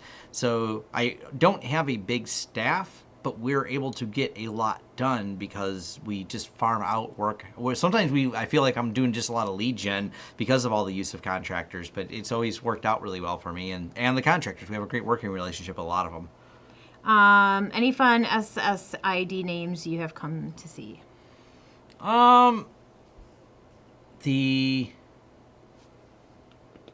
This is our SSID right here. So you guys can see at the top there. You can use a lot of symbols in your SSID. Not all of them are available, but certain characters can be used. So yeah, that's a fun list, but nothing particularly. There was one of them that was funny that I seen that I hadn't seen before. Now I don't remember what it was. I can't remember You're now. kicking me. Uh-huh. I enjoyed the lock-picking lawyer picking his wife's beaver lock and his girlfriend's back door. That's hilarious. Yes. What is the best way to secure smart home devices like wireless light bulb? Do you just stick them on a LAN with a firewall? ? Stick them on a separate. You want firewalled from them. So you put them on usually a separate VLAN for that. Have you played with Aruba Instant on Kit yet? Yes, I have a whole video on Aruba Instant On. It's still, a matter of fact, I'm using an Aruba at my house right now. It still has a lot of limitations that they have not. I don't know when Aruba is going to get better. It's as basic now as when I reviewed it like 6 or 7 months ago. Also says Merry Christmas and a Happy New Year to you too. Let's see. Thanks for your response. As it happens, I'm looking to upgrade a PCIe graphics card that is silent. What is the best silent or fanless graphics card you can recommend? I have no Must idea. be silent. That is outside. That's more of a Steve question. It is a Steve question. You would have to ask his. He builds computers. Yeah, Tom does not. Steve does. To fly for a Wi-Fi. Yeah. Oh gosh. Cass, what OS do you run on your computers? You guys really don't want to know this because actually I still run Windows. Only because it does not, Linux doesn't work well with my games. And I like to game. So I generally run Linux on mine. But I'm sure Tom one day will mess it up for me. Aha, you must miss the videos on Aruba. We'll check them out. Oh, they must have missed them. Do you rate 802AX? I don't know where do I rate it? I don't know. Do you have an IoT VLAN setup video? It's IoT VLANs and pfSense, probably not with UniFi. Chris has one on just UniFi exclusively. Chris from Crosstalk Solutions. Crosstalk Solutions. I should say Crosstalk Solutions, so I don't have to say Chris from Crosstalk. Tom makes a lot of money on Windows. That is funny. I do. And I believe it. Using Windows. That's still our bread and butter is making money fixing Windows computers on through the MSP side. Well, project work too. A lot of network engineering work. Yes, definitely. Yes, he even fixes my work computer, which after 4 calls to our IT department, they could not help me. And so Tom got on there and fixed it within a matter of minutes, which was quite funny. We just don't tell my work that. I don't know if he's allowed to do that. Soon all Windows, only games will work on Steam. All Windows games only work on Steam. Thanks again to Steam for not talking about Proton. Yeah, the Proton is cool. The next challenge is some of these DRM tools that they use may not work in Linux. That's been a couple one-off challenges people have had. So it goes off topic. I'm not an expert on it, but I've seen discussions on it. Management VLANs, they're a good idea. I won't shoot them down as a good idea, but it depends on how extensive you want to build the network. I mean, it's great if you build everything and put everything else on separate management VLANs and segment everything out. If you have the ability to lock things down and segment it out, the more it's segmented, the better with proper rules to control the control between them. So, oh, please, Cass, please tell me you don't run XP still. Yeah. What is storm control used for? Controlling storms. I know. That was a dad joke. That was a dad joke. That was a bad dad joke. No. I'm not going to dive into every network topic. 'Cause actually, I just realized it's 2:30, so I want to... Wow, you've been doing this for 2.5 hours. 2.5 hours. I'm actually thinking I want to do something else. My voice is getting hoarse. So before I start diving into every little network topic, someone's going to ask about IGMP and then snooping and then storm control and broadcast control. And that's okay, because the more you talk now, the less you'll want to talk later. I don't ever want to talk later. Oh, well, yes and no. Now you know I'm all talked out when I get Sometimes home. you want to talk, sometimes you don't. It depends. She didn't deny it. Mm-hmm. Do you use PAX 8 as an MSP, or do you resell directly? We're not using PAX 8 right now, so I hate VARs. I could rant about that. Let's see. Is there any need to keep UniFi AP software up to date? Yes, always keep the software up to date.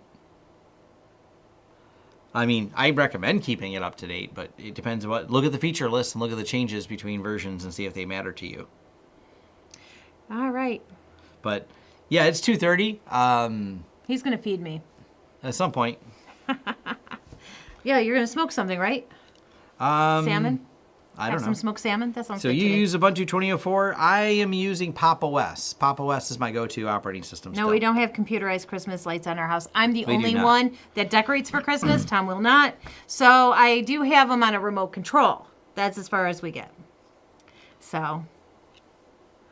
Sharkstriker.com? Never heard of them. So, yeah, anyways, thank you all, 200 of you, for joining and bashing the like button. And for those of you that didn't, please take the time to do so before the end of the stream. Well, you can do it, I believe, after you're watching the stream as well. But yeah, my voice is getting hoarse. That's why I keep taking drinks and be like, I have been talking too much. And Well, I should be on next week too, because I'm off work. oh yeah, we're gonna do this next. We're gonna do this next Thursday as well. So Thank you. I'm glad you love the stream. Yeah. But after that, I work. Tom always does it when I'm at work. So. yeah. But Merry Christmas, everybody. Happy holidays. Yep. Happy holidays, fully encompassed, all that stuff. More videos And- coming and all that happiness. Hope everyone has a wonderful, wonderful day tomorrow. Fling your So. all patch right. cables. Hold on. I know how to stop this. I saw the stop button. You know what? No, you got to do it over here first. You got to press this one first Why? because there's a procedure here. Why? What happens if I press this one first? It ends it abruptly. Like, isn't that what you want? This is less abrupt. What does it matter if it's ending? You start here and then it streams to here. So press this button here Why doesn't it say stop? because it's spinning Overheat. Why would you want it to overheat? overhead. Oh, I thought it said